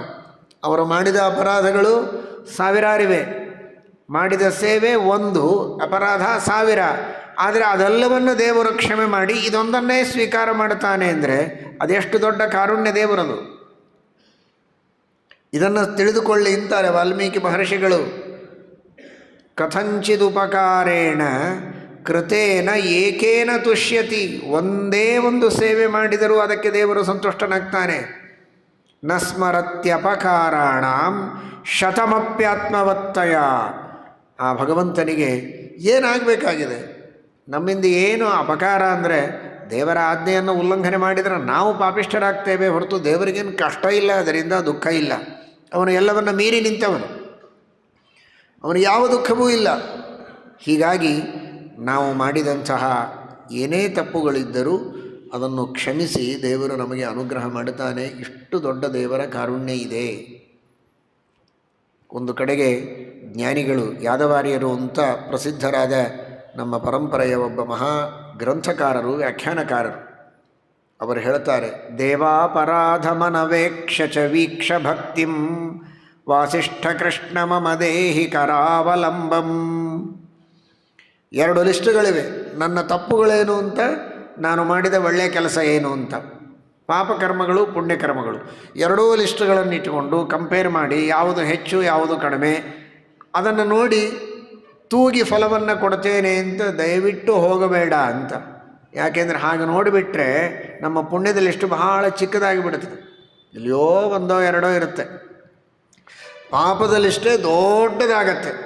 ಹಾಗಾಗಿ ಈ ಪುಣ್ಯವನ್ನು ಬೆಲೆ ಕೊಡೋದಕ್ಕೆ ಸಾಧ್ಯವಿಲ್ಲದೆ ಇರೋ ಹಾಗೆ ಆಚೆಗೆ ಎಸೆಯಬೇಕದನ್ನು, ಹಾಗಿರತ್ತೆ ಆ ಲಿಸ್ಟು. 1000 ಅಪರಾಧಗಳು, 2 ಒಳ್ಳೆಯ ಕೆಲಸ, ಹೇಗೆ ಬೆಲೆ ಕೊಡೋದು? ಆದರೆ ನಾನು ಮಾಡಿದ ಅಪರಾಧವನ್ನು ನೋಡದೆ, ಅವರು ದೊಡ್ಡ ಜ್ಞಾನಿಗಳು, ಆದರೆ ಸಾಮಾನ್ಯ ಭಕ್ತರ ಪರವಾಗಿ ಕೇಳ್ತಾರೆ, ಅಪರಾಧಗಳನ್ನು ನೋಡದೆ ಪುಣ್ಯದ ಲಿಸ್ಟು ಒಂದೇ ನೋಡಿದರೆ ನಾವು ಬಚಾವಾಗ್ತೇವೆ, ಅದನ್ನು ನೋಡಿ ನಮಗೆ ಫಲ ಕೊಟ್ಬಿಡು, ಪಾಪದ ಲಿಸ್ಟನ್ನು ತೆಗಿಲೇಬೇಡ ಅಂತ ಪ್ರಾರ್ಥನೆಯನ್ನು ಮಾಡಿದ್ದಾರೆ. ಅದರ ರಹಸ್ಯ ತಿಳಿಯಬೇಕು, ತಾತ್ಪರ್ಯ ತಿಳಿಯಬೇಕು. ಅಷ್ಟು ಅಪರಾಧಗಳನ್ನು ಮನುಷ್ಯ ಮಾಡಿರ್ತಾನೆ. ದೇವರ ಕಾರುಣ್ಯ ಅಷ್ಟು ದೊಡ್ಡದಿದೆ. ರಾಘವೇಂದ್ರ ಸ್ವಾಮಿಗಳವರು ಪ್ರಾತಃಸಂಕಲ್ಪ ಗದ್ಯದಲ್ಲಿ ಹೇಳುತ್ತಾರೆ, ಪರಮದಯಾಲೋ ಕ್ಷಮಾ ಸಮುದ್ರ ಭಕ್ತವತ್ಸಲ ಭಕ್ತಾಪರಾಧ ಸಹಿಷ್ಣೋ. ಭಕ್ತರು ಮಾಡಿದ ಅಪರಾಧಗಳನ್ನು ಸಹನೆ ಮಾಡಿ ಅವರಿಗೆ ಅನುಗ್ರಹ ಮಾಡುವಂತಹ ಕಾರುಣ್ಯ ದೇವರಲ್ಲಿದೆ ಅಂತ. ಅದಕ್ಕಾಗಿ ಆ ಪರಮಾತ್ಮನ ಈ ಒಂದು ಆದರ್ಶ, ಇದನ್ನು ದೇವರು ಇಡೀ ಜಗತ್ತಿನ ಮೇಲೆ ಈ ರೀತಿಯ ಕಾರುಣ್ಯವನ್ನು ದೇವರು ತೋರ್ತಾನೆ.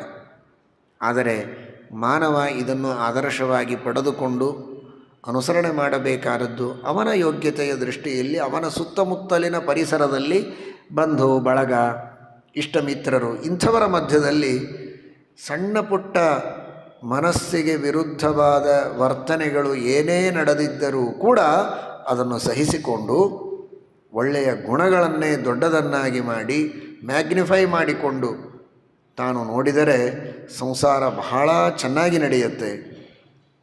ಮನಸ್ಸು ಪ್ರಫುಲ್ಲವಾಗಿರುತ್ತದೆ. ಎಲ್ಲರೂ ನನಗೆ ಬೇಕಾದವರು ಅಂತ ಕಂಡಾಗ ಏನೊಂದು ಆನಂದ ಆಗುತ್ತೆ. ಇವರು ನನಗೆ ಬೇಡಾದವರು, ಅವರು ಬೇಡಾದವರು, ಇವನು ಅವತ್ತು ನನಗೆ ಹೀಗಂದಿದ್ದ, ಇವನೇನೋ ಬೈದಿದ್ದ, ಇವನು ಯಾವತ್ತೋ ನನಗೆ ಏನೋ ತೊಂದರೆ ಕೊಟ್ಟಿದ್ದಾನೆ, ಅದೆಲ್ಲ ನೆನೆಸಿಕೊಂಡು ಇವರೆಲ್ಲರೂ ನನಗೆ ಬೇಡಾದವರು ಅಂತ ತಿಳ್ಕೊಳ್ಳೋದರೊಳಗೆ ತಾನೇ ತನ್ನ ದುಃಖಕ್ಕೆ, ಚಿಂತೆಗೆ, ಸಮಸ್ಯೆಗೆ ಕಾರಣಗಳನ್ನು ಬೆಳೆಸಿಕೊಂಡಂತೆ. ಇವರೆಲ್ಲರೂ ನನ್ನವರೇ, ಎಲ್ಲರೂ ನನಗೆ ಬೇಕಾದವರೇ, ಏನೇನೋ ಹಿಂದೆ ಘಟನೆಗಳು ನಡೆದಿವೆ, ಅದೆಲ್ಲ ಮರೆತು ಬಿಡೋಣ. ನ ಸ್ಮರತ್ಯಪಕಾರಾಣಂ ಶತಮಪ್ಯಾತ್ಮವತ್ತಯ. ಆದದ್ದಾಯಿತು, ಇನ್ನು ಮುಂದೆ ಏನು ಒಳ್ಳೆಯ ಮಾತು, ಒಳ್ಳೆಯ ವಿಚಾರ, ಉತ್ತಮವಾದ ಕಾರ್ಯ ಅವುಗಳನ್ನು ಮಾಡೋಣ ಅನ್ನುವ ದೃಷ್ಟಿಯಲ್ಲಿ ಮನುಷ್ಯ ತಾನು ಮುಂದೆ ಹೊರಟರೆ ಆಗ ಮನಸ್ಸಿಗೆ ನೆಮ್ಮದಿ ಇರ್ತದೆ, ಶಾಂತಿ ಇರ್ತದೆ. ಸಾಧನೆಯನ್ನು ಮಾಡಿಕೊಂಡು ತಾನು ಉತ್ತಮವಾದ ಸ್ಥಾನವನ್ನು ಪಡೆಯುವುದಕ್ಕೆ ಸಾಧ್ಯ ಇದೆ ಎನ್ನುವ ದೃಷ್ಟಿಯಲ್ಲಿ ಶ್ರೀರಾಮಚಂದ್ರನ ಈ ಆದರ್ಶವನ್ನು ಮನುಷ್ಯ ಜೀವನದಲ್ಲಿ ಅಳವಡಿಸಿಕೊಳ್ಳಬೇಕು ಅಂತ ಶಾಸ್ತ್ರ ಹೇಳುತ್ತದೆ. ಇನ್ನೂ ಒಂದು ಮಾತನ್ನು ಹೇಳ್ತಾರೆ, ಕಥಂಚಿದುಪಕಾರೇಣ ಅಂತ. ವಾಲ್ಮೀಕಿ ಮಹರ್ಷಿಗಳು ಹೇಳುವಾಗ ಬರೀ ಉಪಕಾರೇಣ ಅಂತಂದಿಲ್ಲ, ಕಥಂಚಿದುಪಕಾರೇಣ. ಉಪಕಾರವನ್ನು ಮಾಡುವಾಗ ಬಹಳ ಭಕ್ತಿಯಿಂದ ಮಾಡಿದರಂತೂ ಸರಿ, ಕಥಂಚಿತ್ ಅಲ್ಪ ಭಕ್ತಿ ಇದೆ, 4 ಜನ ನೋಡ್ತಾರೆ ಅನ್ನೋದಕ್ಕೋಸ್ಕರ ಕೆಲವರು ದೇವರ ಸೇವೆಯನ್ನು ಮಾಡ್ತಾರೆ, ನಾನು ಧಾರ್ಮಿಕ ಅಂತ ತೋರಿಸಿಕೊಳ್ಳೋದಕ್ಕೆ ಮಾಡ್ತಾರೆ. ದುರ್ಯೋಧನ ಮಾಡ್ತಾ ಇದ್ದ, ವಿಷ್ಣು ಯಾಗವನ್ನು ಮಾಡಿದ್ದ, ಅವನು ಅನೇಕ ಯಾಗಗಳನ್ನೆಲ್ಲ ಮಾಡ್ತಾ ಇದ್ದ. ನೋಡಿದರೆ ಅವನೇನು ಧಾರ್ಮಿಕ ಅಲ್ಲ, ಆದರೆ ನಾನು ಧಾರ್ಮಿಕ ಅಂತ ಜನರೆದುರಿಗೆ ತೋರಿಸಿಕೊಳ್ಳಬೇಕಾಗಿತ್ತು ಅವನಿಗೆ. ಹಾಗಿದ್ದ ಮೇಲೆ ಅನೇಕ ಜನ ತಮ್ಮಲ್ಲಿ ಆ ತರಹದ ವಿಶೇಷವಾದಂತಹ ಶ್ರದ್ಧೆ ಭಕ್ತಿ ಇಲ್ಲದಿದ್ದರೂ ತೋರಿಕೆಗಾಗಿ ಮಾಡುವವರಿರ್ತಾರೆ. ಭಕ್ತಿ ಏನೂ ಇಲ್ಲದೇ ಇದ್ದರೆ ದೇವರು ಫಲ ಕೊಡೋದಿಲ್ಲ, ಆದರೆ ಸ್ವಲ್ಪ ಭಕ್ತಿ ಇದ್ದರೂ ಸಾಕು. ಜೊತೆಗೆ 4 ಜನ ನೋಡಲಿ, ಚಪ್ಪಾಳೆ ತಟ್ಟಲಿ, ಕೀರ್ತಿ ಪ್ರತಿಷ್ಠೆ ಮಾನ ಮರ್ಯಾದೆ ಗೌರವ ಬೇಕು ಅಂತ ಅಪೇಕ್ಷೆ, ಕೆಲವರಿಗೆ ಹಣದ ಅಪೇಕ್ಷೆ ಅಥವಾ ಇನ್ನೇನೋ ದೇವರಿಂದ ಪಡೆದುಕೊಳ್ಳಬೇಕು ಅನ್ನೋದಕ್ಕಾಗಿ ಸೇವೆ ಮಾಡುವವರು, ನಿಷ್ಕಾಮವಾಗಿ ಮಾಡುವವರಲ್ಲ. ಕಥಂಚಿದುಪಕಾರೇಣ, ಹೇಗೇ ಸೇವೆಯನ್ನು ಮಾಡಿದರೂ ಕೂಡ ಆಯಿತು, ನೀನು ಏನಿದ್ದರೂ ಮಾನವ, ನೀನು ಮಾಡುವ ಸೇವೆಗೆ ನಾನು ಫಲ ಕೊಡ್ತೇನೆ, ನಿನ್ನ ಯೋಗ್ಯತೆಗೆ ತಕ್ಕಷ್ಟು ಫಲವನ್ನು ಕೊಡ್ತೇನೆ ಅಂತ ಪ್ರೀತಿಯಿಂದ ಸಂತುಷ್ಟನಾಗಿ ಪರಮಾತ್ಮ ಫಲ ಕೊಡ್ತಾನೆ. ಇದು ಪರಮಾತ್ಮನ ಅತ್ಯದ್ಭುತವಾದಂತಹ ಕಾರುಣ್ಯ ಎಂಬುದಾಗಿ ವಾಲ್ಮೀಕಿ ಮಹರ್ಷಿಗಳು ವರ್ಣನೆ ಮಾಡುತ್ತಾರೆ. ಮುಂದಿನ ಮಾತನ್ನು ಹೇಳುತ್ತಾರೆ, ಶೀಲವೃದ್ಧೈ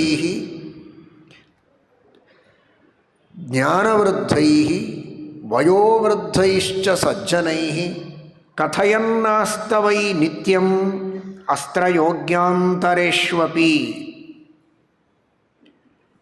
ಶ್ರೀರಾಮಚಂದ್ರನ ಅತೀ ದೊಡ್ಡದಾದಂತಹ ಆದರ್ಶ ಇದು. ಇದು ಕೇವಲ ನಮಗೋಸ್ಕರನೇ ದೇವರು ತೋರಿಸಿದಂತಹ ಒಂದು ಆದರ್ಶ, ಅವನಿಗಿದು ಬೇಕೇ ಇಲ್ಲ. ಏನು ಮಾಡ್ತಾ ಇದ್ದ ಶ್ರೀರಾಮಚಂದ್ರ? ಗುರುಕುಲದಲ್ಲಿ ವಾಸವಾಗಿದ್ದಾಗ ಆ ಚಿಕ್ಕ ವಯಸ್ಸಿನಲ್ಲಿ ಶಸ್ತ್ರಾಭ್ಯಾಸ, ಅಸ್ತ್ರಗಳ, ಕ್ಷತ್ರಿಯರಲ್ವ, ದಶರಥನ ಪುತ್ರ, ಇಕ್ಷ್ವಾಕು ವಂಶ, ಆ ಕ್ಷತ್ರಿಯ ವಂಶದಲ್ಲಿ ಬಂದದ್ದರಿಂದ ಶ್ರೀರಾಮಚಂದ್ರ ಕ್ಷತ್ರಿಯರು ಶಸ್ತ್ರಾಭ್ಯಾಸ ಅಸ್ತ್ರಾಭ್ಯಾಸಗಳನ್ನು ಮಾಡಬೇಕು. ಶಾಸ್ತ್ರಾಭ್ಯಾಸ ಮಾಡಬಾರದು ಅಂತಲ್ಲ, ಅದನ್ನೂ ಮಾಡಲೇಬೇಕು, ಮಾಡಬಹುದಲ್ಲ, ಮಾಡಲೇಬೇಕು. ಯಾಕೆ ಅಂದರೆ ರಾಜಕಾರಣಿಗಳಿಗೆ, ರಾಜರಿಗೆ, ಕ್ಷತ್ರಿಯರಿಗೆ ಧರ್ಮ ತತ್ವಜ್ಞಾನ ಎಷ್ಟು ಚೆನ್ನಾಗಿ ಗೊತ್ತಿರುತ್ತೆ, ಅದರ ಬಗ್ಗೆ ಶ್ರದ್ಧೆ ಇರುತ್ತದೆ, ಅಷ್ಟು ಅವರು ಪ್ರಾಮಾಣಿಕವಾಗಿ ರಾಜ್ಯವನ್ನು ಆಳುವುದಕ್ಕೆ ಸಾಧ್ಯ ಇದೆ. ಒಬ್ಬ ತತ್ವಜ್ಞಾನಿ ಯಾವ ತರಹದ ಸ್ವಾರ್ಥ, ಮೋಸ, ಸುಳ್ಳು, ಕಳ್ಳತನ ಇಂತಹ ಯಾವ ದುರ್ಗುಣಗಳೂ ಇರಬಾರದು. ದೇವರಲ್ಲಿ ಭಕ್ತಿ ಶ್ರದ್ಧೆ, ಧರ್ಮದಲ್ಲಿ ಶ್ರದ್ಧೆ, ನಾನು ಅಧರ್ಮ ಮಾಡಿದರೆ ಅದರಿಂದ ನನಗೆ ಅನರ್ಥವಾಗತ್ತೆ ಎನ್ನುವ ಭಯ, ಪ್ರಜೆಗಳೆಲ್ಲ ಧರ್ಮವನ್ನು ಮಾಡಬೇಕು ಅನ್ನುವಂತಹ ನಿಜವಾದ ಕಳಕಳಿ ಯಾರಲ್ಲಿದೆ ಅಂತಹ ವ್ಯಕ್ತಿ ರಾಜನಾಗಿದ್ದರೆ ಅವನಿಂದ ಸಮಾಜಕ್ಕೆ ಸರಿಯಾದ ನ್ಯಾಯ ಸಿಗತ್ತೆ, ಸರಿಯಾದಂತಹ ಸುಖ ಸಮೃದ್ಧಿ ಸಿಗುವುದಕ್ಕೆ ಸಾಧ್ಯ ಇದೆ. ಇದನ್ನು ಶಾಸ್ತ್ರ ಹೇಳುತ್ತೆ. ಹೀಗಾಗಿ ಪ್ರಾಚೀನ ಕಾಲದಲ್ಲಿ ರಾಜರು, ಚಕ್ರವರ್ತಿಗಳು ಇಡೀ ಭೂಮಂಡಲ ತಮ್ಮ ವಶದಲ್ಲಿತ್ತು, ದೊಡ್ಡ ದೊಡ್ಡ ರಾಜರಾಗಿರ್ತಾ ಇದ್ದರು. ಆದರೂ ಕೂಡ ಒಬ್ಬ ಸಾಮಾನ್ಯ ಪ್ರಜೆಯಂತೆ ತನ್ನ ಮಗನನ್ನು, ರಾಜಕುಮಾರರನ್ನು ಗುರುಕುಲದಲ್ಲಿಟ್ಟು ಅಧ್ಯಯನವನ್ನು ಮಾಡಿಸ್ತಾ ಇದ್ದರು. ಅವರು ಅಧ್ಯಯನವನ್ನು ಮಾಡಬೇಕು, ಜ್ಞಾನವನ್ನು ಪಡೆಯಬೇಕು, ಶಾಸ್ತ್ರವನ್ನು ತಿಳಿಯಬೇಕು, ರಾಜರ ಕರ್ತವ್ಯ ಏನು ಅನ್ನೋದನ್ನು ತಿಳಿಯಬೇಕು, ತಿಳಿದು ಅವರು ಕರ್ಮವನ್ನು ಮಾಡಬೇಕು. ಆ ದೃಷ್ಟಿಯಲ್ಲಿ ಶಸ್ತ್ರದ ಅಸ್ತ್ರಗಳ ಅಭ್ಯಾಸವನ್ನು ಮಾಡುವುದಕ್ಕೆ ಗುರುಕುಲದಲ್ಲಿ ಶ್ರೀರಾಮಚಂದ್ರ ವಾಸವಾಗಿದ್ದ. ಗುರುಕುಲದಲ್ಲಿ ವಾಸ ಮಾಡಬೇಕು ಅನ್ನುವುದನ್ನು ಜಗತ್ತಿಗೆ ತೋರಿಸಿಕೊಡ್ತಾನೆ. ಶಾಸ್ತ್ರಗಳ ಅಧ್ಯಯನ ಮಾಡಬೇಕು, ಅದನ್ನು ಪರಮಾತ್ಮ ತಿಳಿಸಿಕೊಟ್ಟ. ಜೊತೆಗೆ ಮಧ್ಯದಲ್ಲಿ ಸ್ವಲ್ಪ ಸಮಯ ಸಿಗ್ತಾ ಇತ್ತಂತೆ ಆಗಾಗ. ಆ ಮಧ್ಯದಲ್ಲಿ ಸಮಯ ಸಿಕ್ಕರೆ ಸಿಕ್ಕ ಸಮಯವನ್ನು ವ್ಯರ್ಥ ಮಾಡಿಕೊಳ್ಳದಂತೆ ಶ್ರೀರಾಮಚಂದ್ರ ಆ ಸಂದರ್ಭದಲ್ಲಿಯೂ ಕೂಡ ದೊಡ್ಡವರ ಜೊತೆಗೆ ಜ್ಞಾನಿಗಳ ಜೊತೆಗೆ ಮಾತನಾಡ್ತಾ ಇದ್ದನಂತೆ. ಯಾರವರು? ದೊಡ್ಡವರು ಅಂದರೆ ಯಾರು? ಶೀಲವೃದ್ಧೈಹಿ, ಉತ್ತಮ ಶೀಲವಂತರು, ಸದಾಚಾರಿಗಳು. ಶೀಲ ಅಂದರೆ ಯಾವ ತರಹದ ವರ್ತನೆಯನ್ನು ಮನುಷ್ಯ ಮಾಡುವುದಕ್ಕೆ ಸಂಕೋಚ ಇಲ್ಲದಂತೆ ಮಾಡ್ತಾನೆ, ಅದು ಶೀಲ ಅಂತ ಮಹಾಭಾರತ ಹೇಳುತ್ತದೆ. ಏನೋ ಒಂದು ಕೆಟ್ಟ ಕೆಲಸ ಮಾಡಿದರೆ ಸ್ಟೇಜ್ ಮೇಲೆ ಬಂದು ದೊಡ್ಡ ಸಭೆಯೊಳಗೆ ನಾನು ಇಂತಹ ಕೆಟ್ಟ ಕೆಲಸ ಮಾಡಿದ್ದೇನೆ ಅಂತ ಹೇಳಿಕೊಳ್ಳೋದಕ್ಕೆ ಧೈರ್ಯ ಮಾಡೋದಿಲ್ಲ ಯಾರು, ಹೆದರಿಕೊಳ್ತಾರೆ. ಯಾರಿಗೋ ಒಂದಿಷ್ಟು ದಾನ ಮಾಡಿದ್ದಾನೆ, ಡೊನೇಷನ್ ಕೊಟ್ಟಿದ್ದಾನೆ, ಅದನ್ನು ಧೈರ್ಯವಾಗಿ ಬಂದು ಹೇಳ್ತಾನೆ. ಕಳ್ಳತನ ಮಾಡಿದರೆ ಬಂದು ಹೇಳುವುದಿಲ್ಲ, ಡೊನೇಷನ್ ಕೊಟ್ಟಿದ್ದರೆ ಹೇಳ್ತಾನೆ. ಯಾವುದೋ ಹೋಗಬಾರದ ಸ್ಥಳಕ್ಕೆ ತಾನು ಹೋಗಿ ಕೆಟ್ಟ ಕೆಲಸ ಮಾಡಿದ್ದಾದರೆ ಅದನ್ನು ಹೇಳೋದಿಲ್ಲ, ಅದು ಯಾರಿಗೂ ಗೊತ್ತಾಗದೇ ಇರೋ ಹಾಗೆ ಪ್ರಯತ್ನ ಮಾಡ್ತಾನೆ. ಆದರೆ ತೀರ್ಥಯಾತ್ರೆಯನ್ನು ಮಾಡಿಕೊಂಡು ಬಂದಿದ್ದ, ಬದರಿಗೆ ಹೋಗಿ ಬಂದಿದ್ದಾನೆ, ಬದರಿ ಸಮಾರಾಧನೆ ಮಾಡುತ್ತೇನೆ, ಓಪನ್ನಾಗಿ ಹೇಳ್ತಾನೆ. ಮಹಾಭಾರತದಲ್ಲಿ ಹೇಳ್ತಾರೆ ಈ ಮಾತನ್ನು. ದುರ್ಯೋಧನ ನೀನು ಶೀಲವಂತನಾಗಿರಬೇಕಪ್ಪ ಅಂತ ಧೃತರಾಷ್ಟ್ರ ಹೇಳಿದರೆ ಆ ವಿಚಿತ್ರ ವ್ಯಕ್ತಿ ಆ ದುರ್ಯೋಧನ ಕೇಳೋ ಪ್ರಶ್ನೆ ನೋಡಿ, ಶೀಲ ಅಂದರೆ ಏನು ಅಂತ ಕೇಳ್ತಾನೆ. ಅವನು ಶೀಲವಂತನಾಗೋದು ಮುಂದೆ. ಶೀಲ ಅಂದರೆ ಏನು, ಯಾವುದಕ್ಕೆ ಕರೆಯಬೇಕು ಅಂತ. ಆಗ ಅವನಿಗೆ ಹೇಳಿದ ಪರಿಭಾಷೆ ಇದು. 4 ಜನರ ಮಧ್ಯದಲ್ಲಿ ಯಾವುದನ್ನು ಧೈರ್ಯವಾಗಿ ನಾನು ಮಾಡಿದ್ದೇನೆ ಅಂತ ಹೇಳಿಕೊಳ್ಳುವುದಕ್ಕೆ ಸಾಧ್ಯ ಇದೆ ನೋಡಪ್ಪ, ಅದಕ್ಕೆ ಶೀಲ ಅಂತಾರೆ. ದಾನ, ಧರ್ಮ, ಪರೋಪಕಾರ, ಶುದ್ಧವಾದ ಚಾರಿತ್ರ್ಯ, ಬ್ರಹ್ಮಚರ್ಯ, ಇಂದ್ರಿಯ ನಿಗ್ರಹ, ಇವುಗಳೆಲ್ಲ ಶೀಲ. ಇಂತಹ ಶೀಲವಂತರು, ಶೀಲವಂತರಲ್ಲ ಕೇವಲ ಶೀಲವೃದ್ಧರು, ಆ ಶೀಲವನ್ನೇ ತಮ್ಮ ಚಿಕ್ಕ ವಯಸ್ಸಿನಿಂದ ಅನುಷ್ಠಾನದಲ್ಲಿಟ್ಟುಕೊಂಡು ಹಾಗೇ ಬೆಳೆದು ವೃದ್ಧರಾದವರು, ಅಂತಹ ಶೀಲವೃದ್ಧರು. ಅವರ ಜೊತೆಗೆ ಮಾತನಾಡ್ತಾ ಇದ್ದಂತೆ ಶ್ರೀರಾಮಚಂದ್ರ ಅವನಿಗೆಲ್ಲ ಗೊತ್ತಿದ್ದರೂ ಈ ರೀತಿ ಮಾತನಾಡಬೇಕು ಅಂತ ಜಗತ್ತಿಗೆ ತಿಳಿಸಿಕೊಡ್ತಾನೆ. ಸದಾಚಾರ ಅಂದರೆ ಹೇಗಿರುತ್ತೆ, ಸ್ನಾನ ಮಾಡುವ ರೀತಿ ಏನು, ಸಂಧ್ಯಾವಂದನದ ರೀತಿ ಏನು, ಪ್ರಾಣಾಯಾಮ ಅಂದರೆ ಹೇಗೆ, ಈ ತರಹದ ಅನೇಕ ವಿಷಯಗಳು. ಧರ್ಮವನ್ನು ಆಚರಣೆ ಮಾಡಬೇಕು ಹೇಗೆ, ಪ್ರಜೆಗಳ ರಕ್ಷಣೆ ಮಾಡಬೇಕಾದರೆ ಹೇಗೆ, ಶತ್ರುಗಳು ನಾನಾ ರೀತಿಯಿಂದ ಆಕ್ರಮಣ ಮಾಡಿದರೆ ಅವರನ್ನು ತಡೆಯೋದು ಹೇಗೆ, ನಮ್ಮಲ್ಲಿ ಕ್ಷಾತ್ರ ಬಲ, ಸೈನ್ಯದ ಬಲ ಜೊತೆಗೆ ಆಧ್ಯಾತ್ಮಿಕ ಬಲ, ಇದನ್ನು ಹೇಗೆ ಬೆಳೆಸಿಕೊಳ್ಳಬೇಕು, ಈ ತರಹದ ವಿಷಯಗಳನ್ನು ಹಿರಿಯರ ಜೊತೆಗೆ ಮಾತನಾಡಿ ಅದನ್ನೆಲ್ಲ ತಾನು ತಿಳಿದುಕೊಂಡವರಂತೆ ತೋರಿಸ್ತಾ ಇದ್ದ. ನೋಡಿದರೆ ರಾಮನೇ ಅವರಿಗೆ ಉಪದೇಶ ಮಾಡ್ತಾ ಇದ್ದ.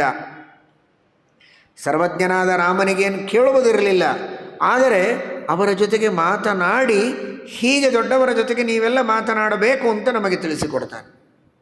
ಜ್ಞಾನವೃದ್ಧೈಹಿ, ಮೋಕ್ಷದ ಜ್ಞಾನಕ್ಕೆ ನಿಜವಾದ ಜ್ಞಾನ ಅಂತ ಕರೀತಾರೆ. ಪರಮಾತ್ಮನ ಜ್ಞಾನಕ್ಕೆ, ಪರಬ್ರಹ್ಮನ ಜ್ಞಾನಕ್ಕೆ ನಿಜವಾದ ಜ್ಞಾನ ಅಂತ ಕರೀತಾರೆ. ಅಂತಹ ಪರಮಾತ್ಮನನ್ನು ತಿಳಿದ ಅನೇಕ ಜ್ಞಾನಿಗಳು, ಮೋಕ್ಷಶಾಸ್ತ್ರವನ್ನು ಬಲ್ಲವರು ಅನೇಕ ಜ್ಞಾನಿಗಳು, ಅವರ ಜೊತೆಗೆ ಮೋಕ್ಷಶಾಸ್ತ್ರದ ಬಗ್ಗೆ ಚರ್ಚೆಯನ್ನು ಮಾಡ್ತಾ ಇದ್ದ. ಯಾವ ರೀತಿಯ ಸಾಧನೆಯನ್ನು ಮಾಡಿದರೆ ನಾವು ಮೋಕ್ಷವನ್ನು ಪಡೆಯಬಹುದು, ಎಲ್ಲರನ್ನ ತನ್ನ ಜೊತೆಗೆ ಮೋಕ್ಷಕ್ಕೆ ಕರೆದುಕೊಂಡು ಹೋದವನು ಶ್ರೀರಾಮಚಂದ್ರ. ಸಮಾಯಾತ ಯೇ ಮೋಕ್ಷ ಪದೇಚ್ಛವಃ ಏವಂ ಆಘೋಷಯದ್ರಾಮಃ ದೂತೈಹಿ ದಿಕ್ಷು ಸಮಸ್ತಶಃ. ಮೋಕ್ಷಕ್ಕೆ ಬರಬೇಕಾದವರೆಲ್ಲ ನನ್ನ ಜೊತೆಗೆ ಬನ್ನಿ, ಕರೆದುಕೊಂಡು ಹೋಗ್ತೇನೆ ಅಂತ ನೇರವಾಗಿ ಕರೆದುಕೊಂಡು ಹೋಗಿ ಮೋಕ್ಷ ಕೊಡುವ ಸ್ವಾಮಿ ಪ್ರಭು ಶ್ರೀರಾಮಚಂದ್ರ. ಅವನೇನು ಮೋಕ್ಷದ ಬಗ್ಗೆ ಬೇರೆಯವರಿಗೆ ಕೇಳೋ ಅವಶ್ಯಕತೆ ಇದೆ, ಆದರೆ ಜೀವನದಲ್ಲಿ ಎಲ್ಲಿ ಇನ್ವೆಸ್ಟ್ ಮಾಡಬೇಕು, ದುಡ್ಡು ಹೇಗೆ ಬೆಳೆಯುತ್ತೆ, ಯಾವ ರೀತಿ ಹಣ ಸಂಗ್ರಹಣೆ ಮಾಡಬೇಕು, ಹಣ ಬೆಳೆಸಿಕೊಳ್ಳುವ ರೀತಿ, ಇದರ ಬಗ್ಗೆ ಚಿಂತೆ. ಇನ್ನನೇಕ ವಿಧವಾದ ಆಟಪಾಠಗಳು, ಅಥವಾ ಯಾವುದೋ ತನಗೆ ಸಂಬಂಧವಿಲ್ಲದ ರಾಜಕಾರಣ, ತನಗೆ ಸಂಬಂಧವಿಲ್ಲದ ಊರಿನ ಸುದ್ದಿಗಳೆಲ್ಲ, ಇಂಥವುಗಳ ಬಗ್ಗೆನೇ ಹರಟೆ ಹೊಡೆದು ಆಯುಷ್ಯ ಹಾಳು ಮಾಡಿಕೊಳ್ತೀರಲ್ಲ, ಅದರಿಂದ ನಿಮಗಾಗೋ ಲಾಭ ಏನು ಅಂತ. ಜಗತ್ತಿನಲ್ಲೇ ನಡೆಯುವ ಯಾರೋ ಯಾರನ್ನೋ ಹೊಡೆದರೂ ಏನೋ ಆಯಿತು, ಎಲ್ಲಿಯೋ ನಡೆಯುವಂತಹ ಏನೇನೋ ವಿಚಾರಗಳನ್ನೆಲ್ಲ ಹರಟೆ ಹೊಡೆದು ಸಮಯ ಕಳೆದರೆ ಏನು ಲಾಭ? ಯಾವುದರಿಂದ ನನ್ನ ಉದ್ಧಾರ, ಯಾವುದರಿಂದ ನನ್ನಲ್ಲಿರುವ ದೋಷಗಳ ಪರಿಹಾರ, ನನ್ನಲ್ಲಿ ಪ್ರಗತಿ, ಆಧ್ಯಾತ್ಮಿಕವಾಗಿ, ನೈತಿಕವಾಗಿ, ಧಾರ್ಮಿಕವಾಗಿ ಪ್ರಗತಿಯಾಗುವುದಕ್ಕೆ ಸಾಧ್ಯ ಇದೆ? ಅಂತಹ ವಿಚಾರಗಳನ್ನು ಮಾತನಾಡಿ ನಿಮ್ಮ ಪ್ರಗತಿ, ನಿಮ್ಮವರ ಪ್ರಗತಿ, ನಿಮ್ಮ ಮಕ್ಕಳ, ಬಂಧುಗಳ, ಇಷ್ಟಮಿತ್ರರ, ಸ್ನೇಹಿತರ ಪ್ರಗತಿಯಾಗತ್ತೆ. ನಿಮ್ಮ ಒಬ್ಬರ ವೈಯಕ್ತಿಕ ಪ್ರಗತಿ ಅಂತಲ್ಲ, ಆ ಪ್ರಾರ್ಥನೆಯೇ ನಮ್ಮಲ್ಲಿಲ್ಲ. ಧಿಯೋ ಯೋ ನಹ ಪ್ರಚೋದಯಾತ್, ಮೇ ಅಲ್ಲ ನಹ ಬಹುವಚನ, ಅದು ನಮ್ಮೆಲ್ಲರಿಗೆ ಸದ್ಬುದ್ಧಿಯನ್ನು ದೇವರು ಕೊಡಲಿ ಎನ್ನುವುದೇ ನಮ್ಮ ಪ್ರಾರ್ಥನೆ ಇದೆ ಗಾಯತ್ರಿಯಲ್ಲಿ. ಹಾಗಾಗಿ ಆ ರೀತಿ ನಮ್ಮೆಲ್ಲರ ಪ್ರಗತಿಗೆ, ಉನ್ನತಿಗೆ ಯಾವುದು ಸಾಧನ, ಅದರ ಬಗ್ಗೆ ಚರ್ಚೆ ನಡೆಯಲಿ, ಅದು ಸಾರ್ಥಕವಾಗತ್ತೆ. ಅದು ಯಾರ ಜೊತೆಗೆ ಚರ್ಚೆ ಮಾಡಬಹುದು? ಜ್ಞಾನವೃದ್ಧೈಹಿ, ಅಂತಹ ಜ್ಞಾನವನ್ನು ಪಡೆದುಕೊಂಡಂತಹ ಜ್ಞಾನಿಗಳು ಯಾರೋ, ಮಹಾತ್ಮರು ಯಾರೋ, ಅವರ ಜೊತೆಗೆ ಚರ್ಚೆಯಾಗಬೇಕು. ಶೀಲವೃದ್ಧೈ, ಜ್ಞಾನವೃದ್ಧೈ, ವಯೋವೃದ್ಧೈಶ್ಚ ಸಜ್ಜನೈ. ವಯೋವೃದ್ಧರು ಸಜ್ಜನೈ ಅಂತ ಮಹರ್ಷಿಗಳು ಹೇಳ್ತಾರೆ. ಬರೀ ಮಾತಾಡಬೇಕು ಅಂದರೆ ಯಾರೋ ವಯಸ್ಸಾಗಿದೆ ಅಂದ ಮಾತ್ರಕ್ಕೆ ಬೆನ್ನು ಹತ್ತೋದಲ್ಲ. ವಯೋವೃದ್ಧೈಶ್ಚ ಸಜ್ಜನೈ, ಸಾತ್ವಿಕರಾಗಿರಬೇಕು, ಸಜ್ಜನರಾಗಿರಬೇಕು. ಅಂಥವರು ತಮ್ಮ ದೀರ್ಘವಾದ ವಯಸ್ಸಿನಲ್ಲಿ, ಆಯುಷ್ಯದಲ್ಲಿ ಸಾಕಷ್ಟು ಅನುಭವಗಳನ್ನು ಪಡೆದುಕೊಂಡು ಆ ಅನುಭವದ ಪರಿಪಾಕದಿಂದ ನಮಗೆ ಅನೇಕ ಹಿತನುಡಿಗಳನ್ನು ನುಡಿತಾರೆ. ಅದರಿಂದ ನಮ್ಮ ಜೀವನಕ್ಕೆ ಬಹಳ ದೊಡ್ಡ ಲಾಭ ಆಗುತ್ತೆ. ಒಬ್ಬ ವ್ಯಕ್ತಿ ರಿಸರ್ಚ್ ಮಾಡಬೇಕಾದರೆ ಹಿಂದಿನ ಎಷ್ಟೋ ರಿಸರ್ಚ್ ಮಾಡಿದ ವ್ಯಕ್ತಿಗಳ ಆ ಎಲ್ಲ ಫಲಿತಾಂಶಗಳನ್ನು ನೋಡಿರ್ತಾನೆ. ಆ ರಿಸರ್ಚಿನೊಳಗೆ ಏನೇನು ನಿರ್ಣಯವಾಗಿದೆ ಅದನ್ನೆಲ್ಲ ನೋಡಿ ಅದರ ಮುಂದೆ ತಾನು ಹೆಚ್ಚಿನ ರಿಸರ್ಚ್ ಮಾಡೋದಕ್ಕೆ ಸಾಧ್ಯವಾಗುತ್ತೆ. ಮತ್ತೆ ತಾನು ಮೊದಲಿನಿಂದ ಪ್ರಾರಂಭ ಮಾಡೋದಿಲ್ಲ, ಹಿಂದಿನವರು ಏನು ಮಾಡಿದ್ದಾರೆ ಅದರ ಮುಂದೆ ಹೋಗ್ತಾನೆ. ಹಾಗೆ ವಯೋವೃದ್ಧರ ಜೊತೆಗೆ ನಾವು ಮಾತನಾಡುವುದರಿಂದ ಆಗುವ ಲಾಭ ಅಂದರೆ, ಅವರು ತಮ್ಮ 60, 70, 80 ವಯಸ್ಸಿನೊಳಗೆ ಏನೇನು ಸಾಕಷ್ಟು ಘರ್ಷಣೆ ಮಾಡಿ ಒಂದು ನಿರ್ಣಯ ಮಾಡಿಕೊಂಡಿದ್ದಾರೆ, ಆ ನಿರ್ಣಯಗಳು ನಮಗೆ ಸಿಕ್ಕರೆ ಅದರ ಮುಂದೆ ನಾವು ಇನ್ನೂ ಹೆಚ್ಚಿನ ಸಂಶೋಧನೆಯನ್ನು ಮಾಡಬಹುದು, ಹೆಚ್ಚಿನ ಸಾಧನೆಯನ್ನು ಮಾಡಬಹುದು. ನಾವು ಮತ್ತೆ ಮೊದಲಿನಿಂದ ಅದನ್ನೇ ಘರ್ಷಣೆ ಮಾಡುವ ಅವಶ್ಯಕತೆ ಇಲ್ಲ, ಅದರ ಬಗ್ಗೆ ತಲೆಕೆಡಿಸಿಕೊಳ್ಳುವ ಅವಶ್ಯಕತೆ ಇಲ್ಲ. 10 ಜನರ ಅನುಭವದಿಂದ ನಿರ್ಣೀತವಾದ ವಿಷಯಗಳನ್ನು ತಿಳಿದು ಮುಂದೆ ಹೆಚ್ಚಿನ ಜ್ಞಾನವನ್ನು ಪಡೆದುಕೊಳ್ಳೋದಕ್ಕೆ ಸಾಧ್ಯವಿದೆ. ಅದಕ್ಕಾಗಿ ವಯೋವೃದ್ಧರ ಜೊತೆಗೆ ಮಾತನಾಡುವುದು ಬಹಳ ಮಹತ್ವದ್ದು ಅಂತ. ಶ್ರೀಮದ್ ಭಾಗವತದಲ್ಲಿ ಪರೀಕ್ಷಿತ ರಾಜರು ತಮ್ಮ ಜೀವನದ ಕೊನೆಯ ಸಂದರ್ಭದಲ್ಲಿ ಇನ್ನು 7 ದಿನಗಳಲ್ಲಿ ತಮಗೆ ತಕ್ಷಕನಿಂದ ಸಾವು ಇದೆ ಅಂತ ಶಾಪ ಗೊತ್ತಾದ ಕ್ಷಣದಲ್ಲಿ ರಾಜ್ಯದ ಮೇಲಿನ ಮೋಹ ಮಮತೆ ಇರಲೇ ಇಲ್ಲ. ಆದರೂ ರಾಜ್ಯವನ್ನು ಆಳೋದಕ್ಕಾದರೂ ಇದ್ದರು, ಸಿಂಹಾಸನದ ಮೇಲೆ ಕುಳಿತು ಅದನ್ನೂ ಪರಿತ್ಯಾಗ ಮಾಡಿ ಕೇವಲ ಜ್ಞಾನೋಪದೇಶವನ್ನು ಪಡೆಯುವುದಕ್ಕೋಸ್ಕರ ಗಂಗಾ ತೀರದಲ್ಲಿ ಬಂದು ಕುಳಿತು ಅತ್ರಿರ್ವಸಿಷ್ಠಶ್ಚ ವನಶರದ್ವಾನ್ ಅರಿಷ್ಟನೇಮಿರ್ಭೃಗುರಂಗಿರಾಶ್ಚ ಪರಾಶರೋ ಗಾಧಿಸುತೋಥರಾಮಃ ಉಚಥ್ಯ ಇಂದ್ರ ಪ್ರಮದೇತ್ಮವಾಹೌ ಮೇಧಾತಿಥಿ ದೇವಲಃ ಆರ್ಷ್ಟಿಷೇಣಃ. ಹೀಗೆ 100 ಜನ ಋಷಿಗಳು, ಸ್ವತಃ ವೇದವ್ಯಾಸದೇವರಿದ್ದಾರೆ, 100 ಜನ ಋಷಿಗಳು, ಮುನಿಗಳು ಎಲ್ಲರನ್ನೂ ಕೂಡ ಪರೀಕ್ಷಿತ್ ರಾಜ ಸ್ವಾಗತ ಮಾಡ್ತಾನೆ. ಒಬ್ಬರು ಇಬ್ಬರು ಸಿಕ್ಕರೆ ಸಾಕು ನಮ್ಮ ಉದ್ಧಾರಕ್ಕೆ. ಅಂಥದ್ದು ಅಷ್ಟೆಲ್ಲ ಜನ ಋಷಿಗಳು, ಅಷ್ಟೆಲ್ಲ ಜನ ಮುನಿಗಳನ್ನು ಕರೆಸಿ, ನಾನು ಇನ್ನು ಕೆಲವೇ ದಿನಗಳಲ್ಲಿ ಸಾಯಬೇಕಾಗಿದೆ, ಸಾಯುವ ಮಾನವ ಏನು ಮಾಡಬೇಕು, ಅವನ ಕರ್ತವ್ಯ ಏನು, ಅದನ್ನು ತಿಳಿಸಿ ಹೇಳಿ. ಯತ್ ಸ್ಮರ್ತವ್ಯಂ ಅಥೋ ಜಪ್ಯಂ ಬ್ರೂಹಿ ಯದ್ವಾ ವಿಪರ್ಯಯಂ. ಏನು ಜಪ ಮಾಡಬೇಕು, ಏನು ಮಾಡಬಾರದು, ಯಾವ ಸ್ಮರಣೆ ಮಾಡಬೇಕು, ಏನನ್ನು ಸ್ಮರಣೆ ಮಾಡಬಾರದು, ಯಾವುದನ್ನು ಕೀರ್ತನ ಮಾಡಬೇಕು, ಯಾರ ಕೀರ್ತನ ಮಾಡಬಾರದು, ಇದೆಲ್ಲವನ್ನೂ ನನಗೆ ಹೇಳಿ. ಯಾಕೆ? ನಾನೇ ಸ್ವಲ್ಪ ಶಾಸ್ತ್ರ ಓದಿ ವಿಮರ್ಶೆ ಮಾಡಿ 10 ಗ್ರಂಥಗಳನ್ನು ನೋಡಿ ಚರ್ಚೆ ಮಾಡಿ ನಿರ್ಣಯ ಮಾಡಿಕೊಳ್ತೇನೆ ಅಂದರೆ ಇರೋದೇ 7 ದಿವಸ. ಆ 7 ದಿನಗಳಲ್ಲಿ ನಾನು ಸಮಯ ವ್ಯರ್ಥ ಮಾಡುವುದಕ್ಕೆ ತಯಾರಿಲ್ಲ, ಒಂದು ಕ್ಷಣವನ್ನೂ ನಾನು ವ್ಯರ್ಥ ಮಾಡುವುದಿಲ್ಲ. ನಿಮ್ಮೆಲ್ಲರ ಅನೇಕ ವರ್ಷಗಳ 100 ವರ್ಷಗಳ ಸಾಧನೆ, ತಪಸ್ಸು, ಅನುಭವ, ಶಾಸ್ತ್ರದ ಚಿಂತನ ಮಂಥನ, ಇವುಗಳಿಂದ ನಿಮಗಾಗಿರುವಂತಹ ಏನು ತತ್ವದ ನಿರ್ಣಯ ಇದೆ, ಆ ಪಾಕ ಇದೆ, ಅದನ್ನು ನನಗೆ ಕೊಟ್ಟುಬಿಡಿ ಅಂತ. ಅದರಿಂದ ನಾನು ನನ್ನ ಸದ್ಗತಿಯನ್ನು ಪಡೆದುಕೊಳ್ಳೋದಕ್ಕೆ ಸಾಧ್ಯ ಇದೆ ಅಂತ ಕೇಳ್ತಾನೆ. ಅದು ಸರಿ, ಪರೀಕ್ಷಿತ ರಾಜನಿಗೆ ಬಹಳ ಅವಸರ ಇತ್ತು, ಒಂದೇ ವಾರ ಇತ್ತು, 7 ದಿವಸ, ಅದಕ್ಕೋಸ್ಕರ ಅವನು ಹಾಗೆ ಕೇಳಿದ್ದಾರೆ. ನಮಗೆಲ್ಲ ಏನು ಆ ಟೆನ್ಷನ್ ಇಲ್ಲ, ಬೇಕಾದಷ್ಟು ದಿವಸ ಇದೆ ಅಂತ. ವಿಪರೀತ. ಪರೀಕ್ಷಿತ್ ರಾಜರಿಗೆ ಕನ್ಫರ್ಮೇಷನ್ ಇತ್ತು. ಏನಂತ? 7ನೆಯ ದಿನ ತಕ್ಷಕ ಕಚ್ಚಿ ನೀನು ಸಾಯಬೇಕು ಅಂತ ಶೃಂಗಿಯ ಶಾಪ ಇತ್ತು. ಹೀಗಾಗಿ ಅವನಿಗೆ ಆ ಶೃಂಗಿ ಎಂಬ ಬ್ರಾಹ್ಮಣ ಒಂದರ್ಥದಲ್ಲಿ ಶಾಪ ಕೊಟ್ಟ, ಇನ್ನೊಂದು ಅರ್ಥದಲ್ಲಿ ವರ. ಅದು ಸಾಯಬೇಕು ಅಂತ ಶಾಪ ಕೊಟ್ಟಿದ್ದಾನೆ ನಿಜ, ಆದರೆ 7ನೇ ದಿನ ತಕ್ಷಕ ಬಂದು ಕಚ್ಚಲಿ ಅಂದರೆ ಇನ್ನು 7 ದಿನದ ಆಯುಷ್ಯ ಅಂತೂ ಇವನಿಗೆ ಕನ್ಫರ್ಮು ಅಂತ ಹೇಳಿದನಲ್ಲ, ಅದೇ ದೊಡ್ಡದಾದಂತಹ ವರ ಅದು. ಯಾಕೆ ಅಂದರೆ ಇವತ್ತಿನ ಸಾಮಾನ್ಯ ಜನರಿಗೆ, ಮಾನವರಿಗೆ 7 ದಿನನೋ 4 ದಿನನೋ 3 ದಿನನೋ 2ನೇ ಕ್ಷಣನೋ ಗೊತ್ತಿಲ್ಲ. ಪರೀಕ್ಷಿತ್ ಅನ್ನೋದು ಬಹಳ ದೊಡ್ಡ ಸುದೈವ. ಅದು 7 ದಿನ ಇದೆ ಅಂತ ಒಂದು ಧೈರ್ಯ ಆದರೂ ಇತ್ತು. ಇವತ್ತು ಯಾರು ಹೇಳೋದಕ್ಕೆ ಸಾಧ್ಯ? ಇನ್ನು 7 ದಿನ ನನಗೇನಾಗೋದಿಲ್ಲ, ಗೊತ್ತಿಲ್ಲ. 2ನೇ ಕ್ಷಣಕ್ಕೆ ನಗನಗತಾ ಇರುವಂತಹ ಮನುಷ್ಯ ಎಲ್ಲರನ್ನ ಅಳಿಸಿ ಹೋಗ್ಬೋದು. ಹಾಗಾದರೆ ಪರೀಕ್ಷಿತನಿಗೆ ಮಾತ್ರ ಅವಸರ ಇತ್ತು, ನಮಗೇನು ಅವಸರ ಇಲ್ಲ ಅಂತ ತಿಳಿಯಬೇಡಿ. ಒಂದು ಕಥೆ ಬರುತ್ತದೆ ಮಹಾಭಾರತದಲ್ಲಿ. ಒಬ್ಬ ಬ್ರಾಹ್ಮಣ ಧರ್ಮರಾಜನ ಹತ್ತಿರ ಬರ್ತಾನೆ. ಮಹಾಭಾರತದ ಯುದ್ಧ ಎಲ್ಲ ಮುಗಿದ ಮೇಲೆ ಧರ್ಮರಾಜ ರಾಜ್ಯವನ್ನು ಆಳುವಂತಹ ಸಂದರ್ಭ. ಯುಧಿಷ್ಠಿರ ರಾಜ್ಯವನ್ನು ಆಳುವಾಗ ಬರ್ತಾನೆ. ಮನೆಯಲ್ಲಿ ಏನೋ ಕಾರ್ಯಕ್ರಮ ಇದೆ, ಉಪನಯನ ಇತ್ಯಾದಿ ಕಾರ್ಯಗಳನ್ನು ಮಾಡಬೇಕಾಗಿದೆ, ಹಣ ಇಲ್ಲ, ಏನಾದರೂ ಒಂದು ಹಣ ಕೊಡು ಅಂತ. ಅವನು ಬಂದಾಗ ರಾತ್ರಿ ಆಗಿತ್ತು, ಕೋಶಾಗಾರ ಎಲ್ಲ ಬೀಗ ಹಾಕಿದೆ. ಅದಕ್ಕೆ ಯುಧಿಷ್ಠಿರ ಹೇಳಿದ, ಕೋಶಾಗಾರದಲ್ಲಿ ಯಾರಿಲ್ಲ, ಬೀಗ ಹಾಕಿದೆ, ನಾಳೆ ಬೆಳಿಗ್ಗೆ ನೀನು ಬಾ, ನಿನಗೇನು ಬೇಕೋ ನಾನು ಕೊಟ್ಟು ಕಳಿಸ್ತೇನೆ ಅಂತ. ಸರಿ ಅಂತ ರಾಜ ಹೇಳಿದ ಮೇಲೆ ಬ್ರಾಹ್ಮಣ ಏನು ಮಾಡ್ತಾನೆ, ಮನೆಗೆ ಹೊರಟ. ಹೋಗುವಾಗ ದಾರಿಯಲ್ಲಿ ಭೀಮಸೇನ ದೇವರು ಭೇಟಿಯಾದರು. ಓ, ಯುವರಾಜರು ಭೀಮಸೇನ ದೇವರಿದ್ದಾರಲ್ಲ, ಭೀಮಸೇನ ದೇವರ ಮುಂದೆ ಅಪ್ಲಿಕೇಶನ್ ಹಾಕೋಣ ಅಂತ ಕೇಳಿದ ಅವನು. ಏನು ಈ ರಾತ್ರಿ ಬಂದಿದ್ದೀರಿ ಬ್ರಾಹ್ಮಣರೇ, ಆಚಾರ್ಯರೇ, ಬಂದದ್ದರ ಉದ್ದೇಶ ಏನು ಅಂತ ಭೀಮಸೇನ ದೇವರು ಕೇಳಿದರೆ ಅವನು ಉದ್ದೇಶವನ್ನು ಹೇಳಿದ. ಹೇಳಿದ ಕೂಡಲೇ ಭೀಮಸೇನ ದೇವರು ತಮ್ಮ ಕೈಯಲ್ಲಿದ್ದ ಬಂಗಾರದ ಕಂಕಣವನ್ನು ತೆಗೆದು ಅವನಿಗೆ ಕೊಟ್ಟುಬಿಟ್ರು.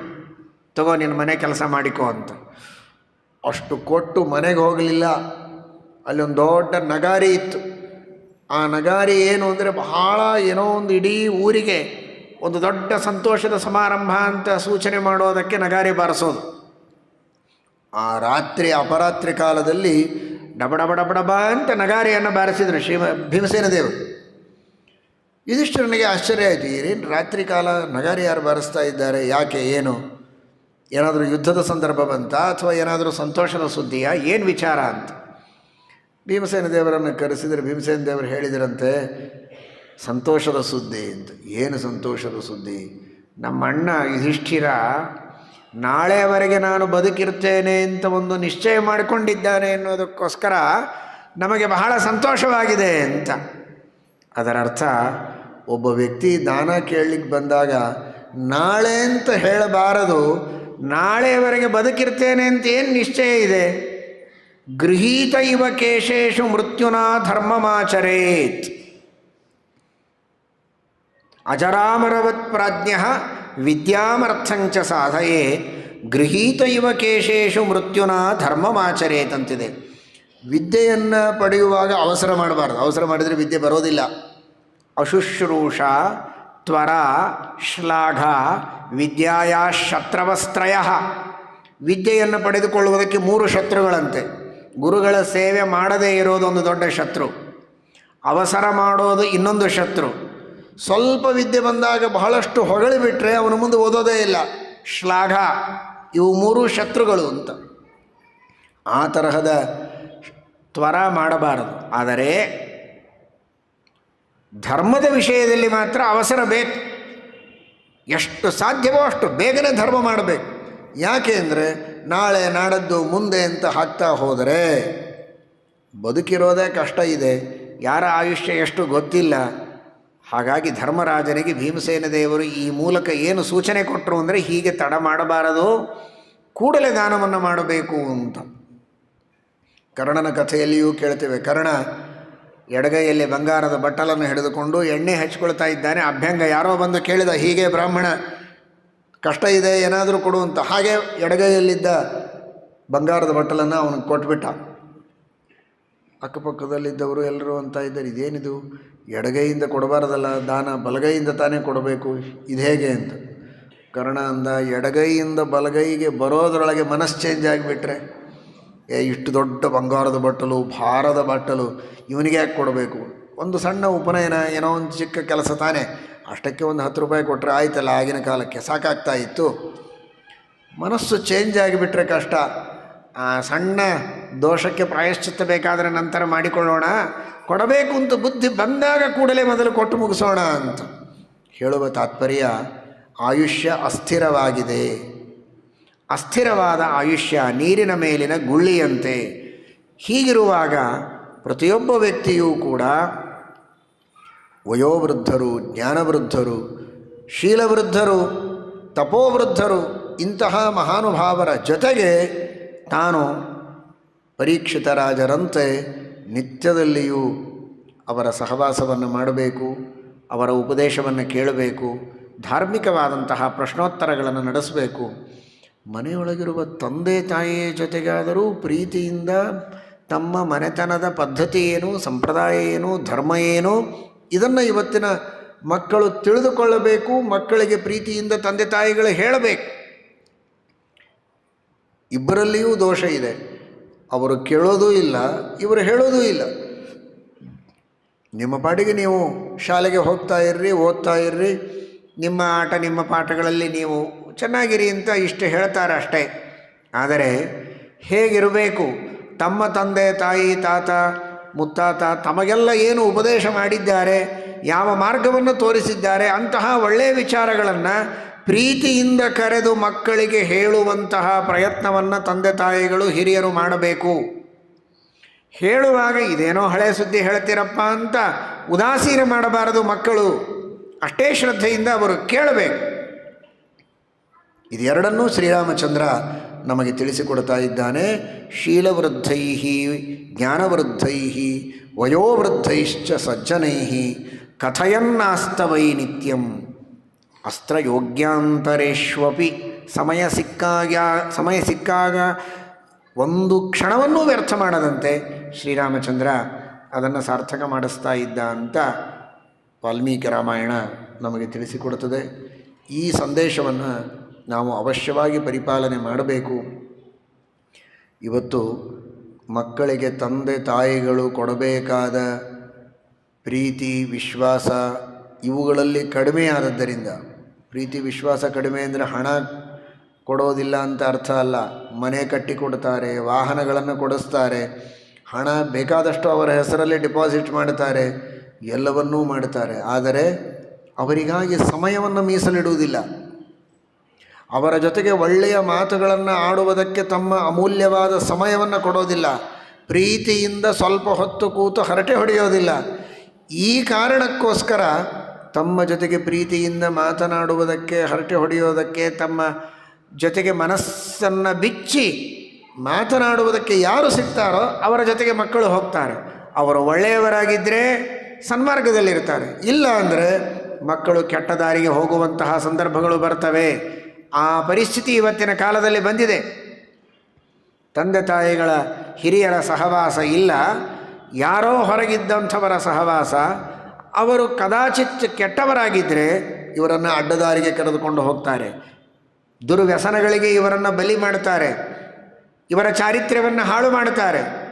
ಅದಾಗಬಾರದು ಅಂತಾದರೆ ತಮ್ಮ ಪ್ರೀತಿಯ ತೋಳಿನಲ್ಲಿ ಮಕ್ಕಳನ್ನು ಅಪ್ಪಿಕೊಂಡು ಅವರ ಜೊತೆಗೆ ಮುಕ್ತ ಮನಸ್ಸಿನಿಂದ ಸಾಂಸಾರಿಕ ವಿಷಯಗಳನ್ನೂ ಆಗಿರಬಹುದು, ಧಾರ್ಮಿಕವಾದ ಆಧ್ಯಾತ್ಮಿಕವಾದ ವಿಷಯಗಳಾಗಿರಬಹುದು, ಸಂಪ್ರದಾಯ ಆಗಿರಬಹುದು, ಅಥವಾ ಇನ್ನನೇಕ ಜೀವನದಲ್ಲಿ ಮಾಡಬೇಕಾದ ದೊಡ್ಡ ದೊಡ್ಡ ಸಾಧನೆಗಳು, ಅದಕ್ಕಾಗಿ ಮಾಡಬೇಕಾದ ಪ್ರಾಮಾಣಿಕ ಪ್ರಯತ್ನಗಳು, ನಿಸ್ಪೃಹತೆ, ಪ್ರಾಮಾಣಿಕತೆ, ದೇಶಭಕ್ತಿ, ಧರ್ಮದಲ್ಲಿ ನಿಷ್ಠೆ, ಇವುಗಳ ಬಗ್ಗೆ ತಂದೆ ತಾಯಿಗಳು ಮನೆಯಲ್ಲಿ ಮಾತನಾಡಬೇಕು.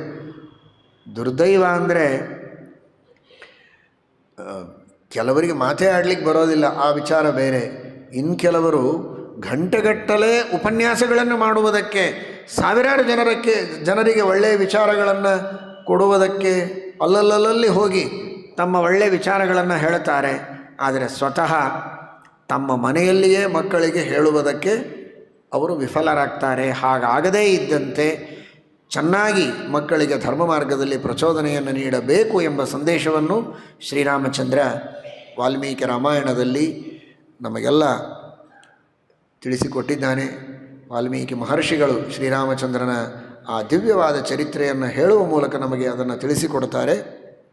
ಇಂತಹ ಒಂದಲ್ಲ ಎರಡಲ್ಲ ಅನಂತ ಗುಣಗಳಿಂದ ಪರಿಪೂರ್ಣನಾದವನು ಶ್ರೀರಾಮಚಂದ್ರ. ಅಂತಹ ಶ್ರೀರಾಮಚಂದ್ರನ ಗುಣಗಳನ್ನು, ಆದರ್ಶಗಳನ್ನು ನಮ್ಮ ಜೀವನದಲ್ಲಿ ಯಥಾಶಕ್ತಿ ಅಳವಡಿಸಿಕೊಳ್ಳುವ ಪ್ರಯತ್ನವನ್ನು ಮಾಡಿ ನಮ್ಮ ಧಾರ್ಮಿಕವಾದ ಪ್ರವೃತ್ತಿಯನ್ನು ಬೆಳೆಸಿಕೊಳ್ಳಬೇಕು. ಜ್ಞಾನದ ಪಿಪಾಸೆಯನ್ನು ಬೆಳೆಸಿಕೊಂಡು ಪಿಪಾಸೆಯಿಂದ ಜ್ಞಾನವನ್ನು ಸಂಪಾದನೆ ಮಾಡುವ ಪ್ರಯತ್ನವನ್ನು ಮಾಡ್ತಾ ಉತ್ತಮವಾದ ಜ್ಞಾನವನ್ನು ನಾವೆಲ್ಲ ಪಡೆದುಕೊಳ್ಳಬೇಕು ಎಂಬುದಾಗಿ ವಾಲ್ಮೀಕಿ ರಾಮಾಯಣ ಹೇಳುತ್ತೆ.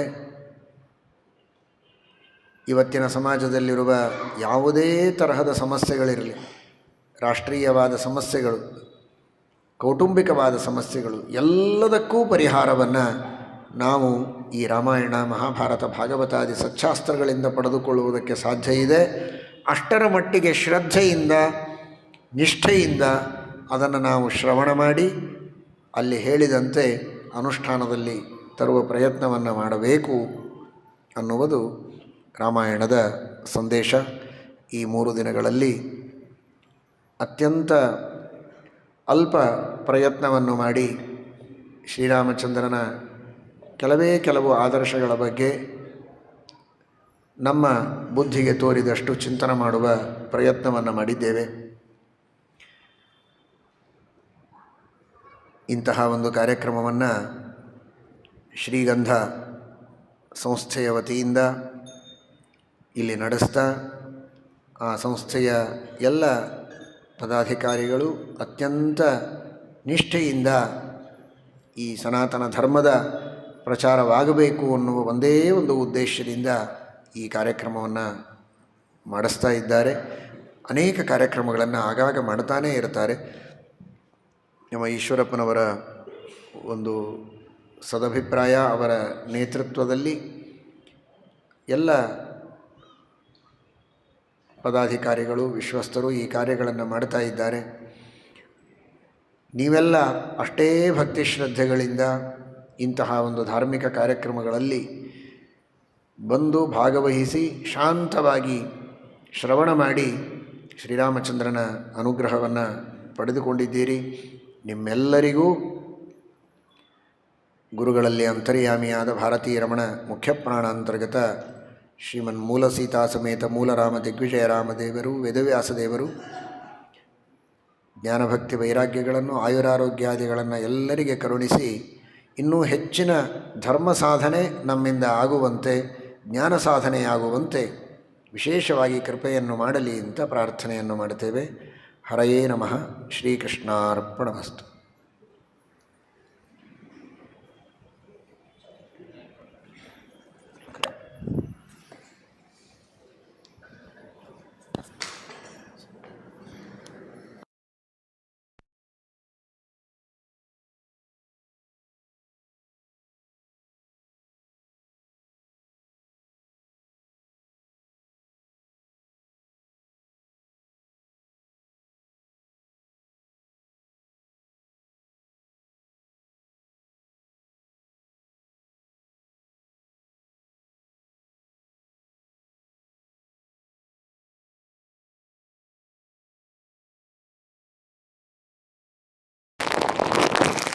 ಸ್ವಲ್ಪ